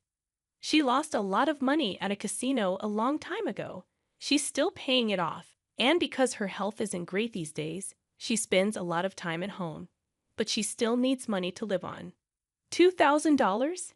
Isn't that a bit too much?" I questioned. "If I try to lower the amount, she keeps calling me over and over, and no matter what, a mother is still a mother. I worry about her living alone." I understood that Mark was devoted to his mother. However, 2 months after our wedding, during my lunch break one day, I received a phone call from Martha. When I answered, she began to speak in a cheerful tone. "Jennifer, long time no see. Can we chat for a bit?" I hesitated before replying, "Yes, what can I do for you?" "You could start sending me money," she said. I was so taken aback that I couldn't find the words to respond. However, Martha seemed excited to continue the conversation. "You mentioned before that you're working for a financial company, right? That means you have a good salary, doesn't it?" she inquired. "Well, not exactly," I replied, avoiding eye contact. "Are you lying to avoid giving me money?" Martha's tone turned accusatory. "That's not what I mean," I explained. "But Martha, you're still receiving financial support from Mark, aren't you?" In response to my question, Martha defiantly replied, "So what?" I stated what I felt. "Martha, receiving $2,000 in monthly support is a big deal, and yet you're asking for more, really." Martha questioned, "If you were to send me an additional $1,000, I could avoid burdening Mark." Confused, I asked, "What do you mean by that?" Martha elaborated, "Well, I have Mark as a guarantor for my debts. If I fail to make payments, the debt collectors will go after him. Do you understand?" "But aren't you using part of Mark's $2,000 to pay back the debt?" I inquired. Martha admitted, "I'm short. I haven't told Mark, but I have a significant amount of debt." From Martha's tone, it was apparent that this was a fact even her husband was unaware of. Having children in the future would increase our expenses. Additionally, taking over Martha's debt was not an easy task. If Martha's payments fell behind and the debt fell onto Mark, the interest would likely have accumulated significantly by that time. If I refused to send money, it would eventually become a problem for my husband as well. It was better for Martha to pay off her debt now. Thinking along those lines, I reluctantly agreed to Martha's proposal. All right, I'll start sending you money, I conceded. Martha seemed relieved, saying, "Really good, Jennifer. I knew you would say that. The total, with Mark's contribution, will be $3,000. But this means you can pay off your debt, right?" "Yes, of course." "I should be able to pay it all off in about a year," Martha assured. I pressed, "You promise, right? You'll make sure to pay off all your debts." Martha agreed, and I said, "I get it, so I'll be expecting it from this month onwards." She ended the call abruptly. Physical exhaustion from work, combined with this emotional burden, only added to my stress. $1,000 a month was going to be rough, but it was also to prevent future problems for us. After all, if Martha couldn't make a living, it would upset Mark as well. That night, I promptly reported the matter to my husband. He listened attentively and said I didn't have to do this, but I had already given my word to Martha, and it was a decision made for our future well-being. Mark expressed his gratitude and understanding, even as he maintained a sorry expression throughout. Time flew by, and 2 years had passed since then. The financial aid we thought would end in a year was still ongoing, and even now, we were transferring $3,000 every month to Martha. What's more, about 2 months ago, Mark fell ill and has been unable to go to work. He's on sick leave, so he's receiving disability benefits, but it's a mere pittance compared to his previous salary. Last month, I managed to transfer $3,000 to Martha from my savings, but it would be very challenging if this situation continues. Unbelievably, Martha has not once come to visit her sick son. We have told her about his hospitalization, but she doesn't show up to see him and only contacts me to ask, "You're still sending the money, right?" I was so angry that I decided to confront Mark about the issue. "Mark, don't you think it's wrong that Martha is only concerned about money, even though you're in such a state? We need to think seriously about what to do going forward," I said. Mark agreed, saying, "Yeah, I've been thinking the same thing. I don't want to put more strain on you, Jennifer. This month, too, she's been bombarding me with calls and messages, asking if we sent the money yet. Are you serious? How can she only think about money when her own son is sick?" Mark showed his anger at his mother, his face slightly tense. Then, as if he had an idea, Mark exclaimed, "That's it," and wore a sly grin. "What is it, Mark?" I asked. "Well, this is our last resort. I've come up with something good for my mom," Mark suggested. What Mark proposed was a plan I could never have imagined. Although it could be called inappropriate, it seemed to be the only way to make Martha understand.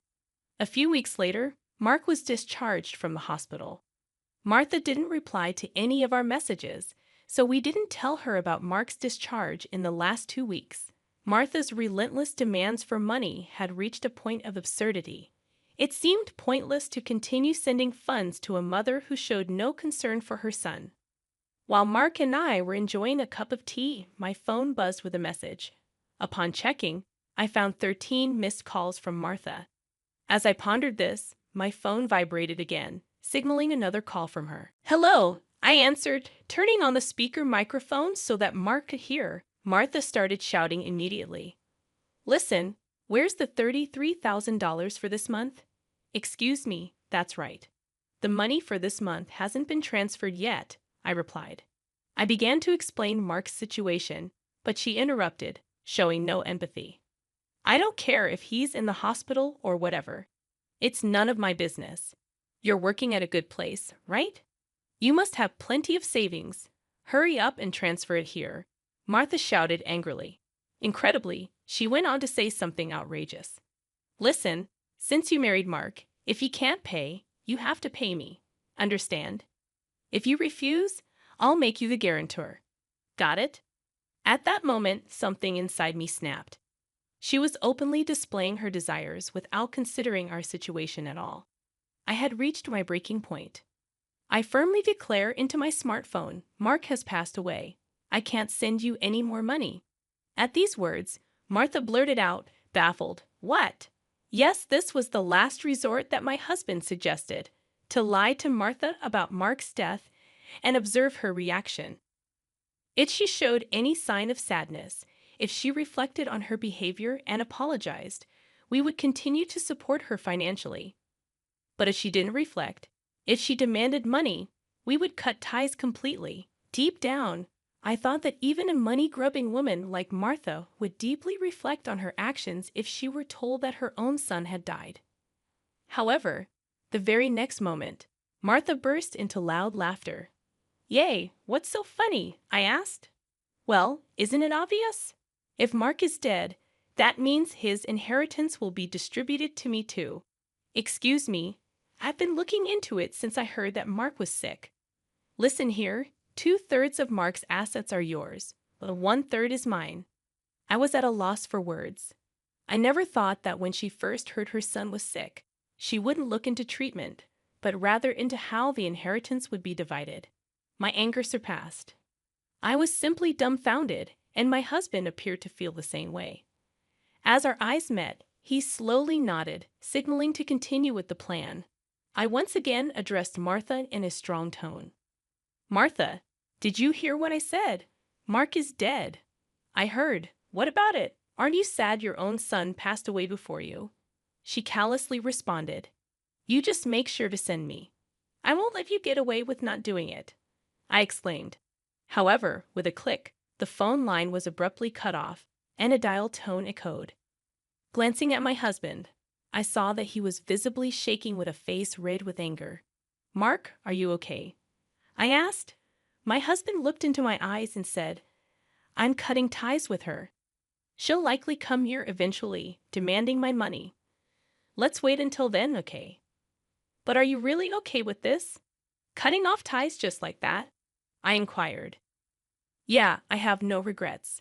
After that call, she's no mother," my husband replied, his eyes filled with hatred, and I felt the same way.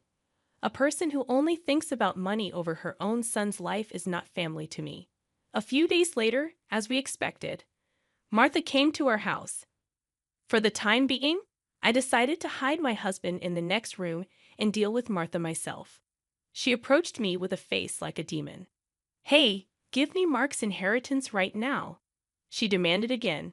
"With that, anything else to say? He's already dead, isn't he?" "It's pointless to say anything now," I retorted. "Yet you never even visited him. What are you saying? Are you really his mother? You're so annoying.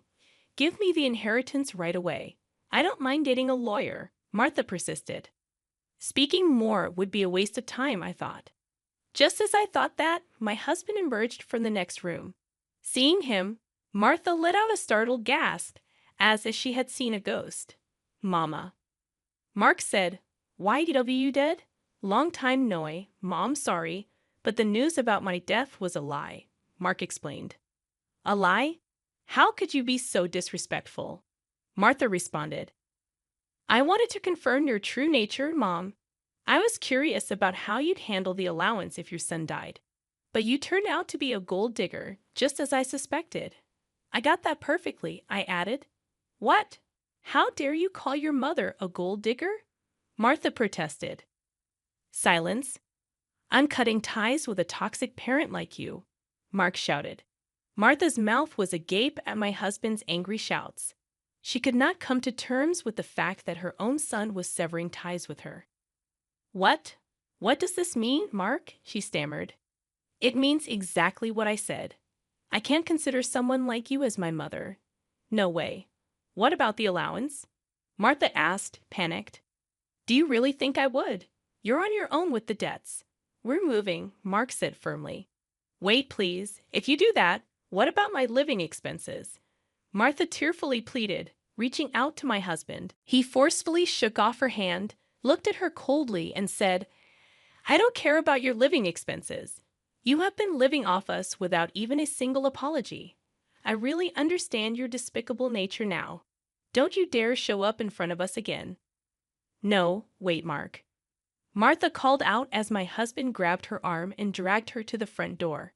He threw her shoes and bag outside and chased Martha out of the house. She made a fuss outside for a while but disappeared after a bit, perhaps unable to withstand the eyes of the neighbors.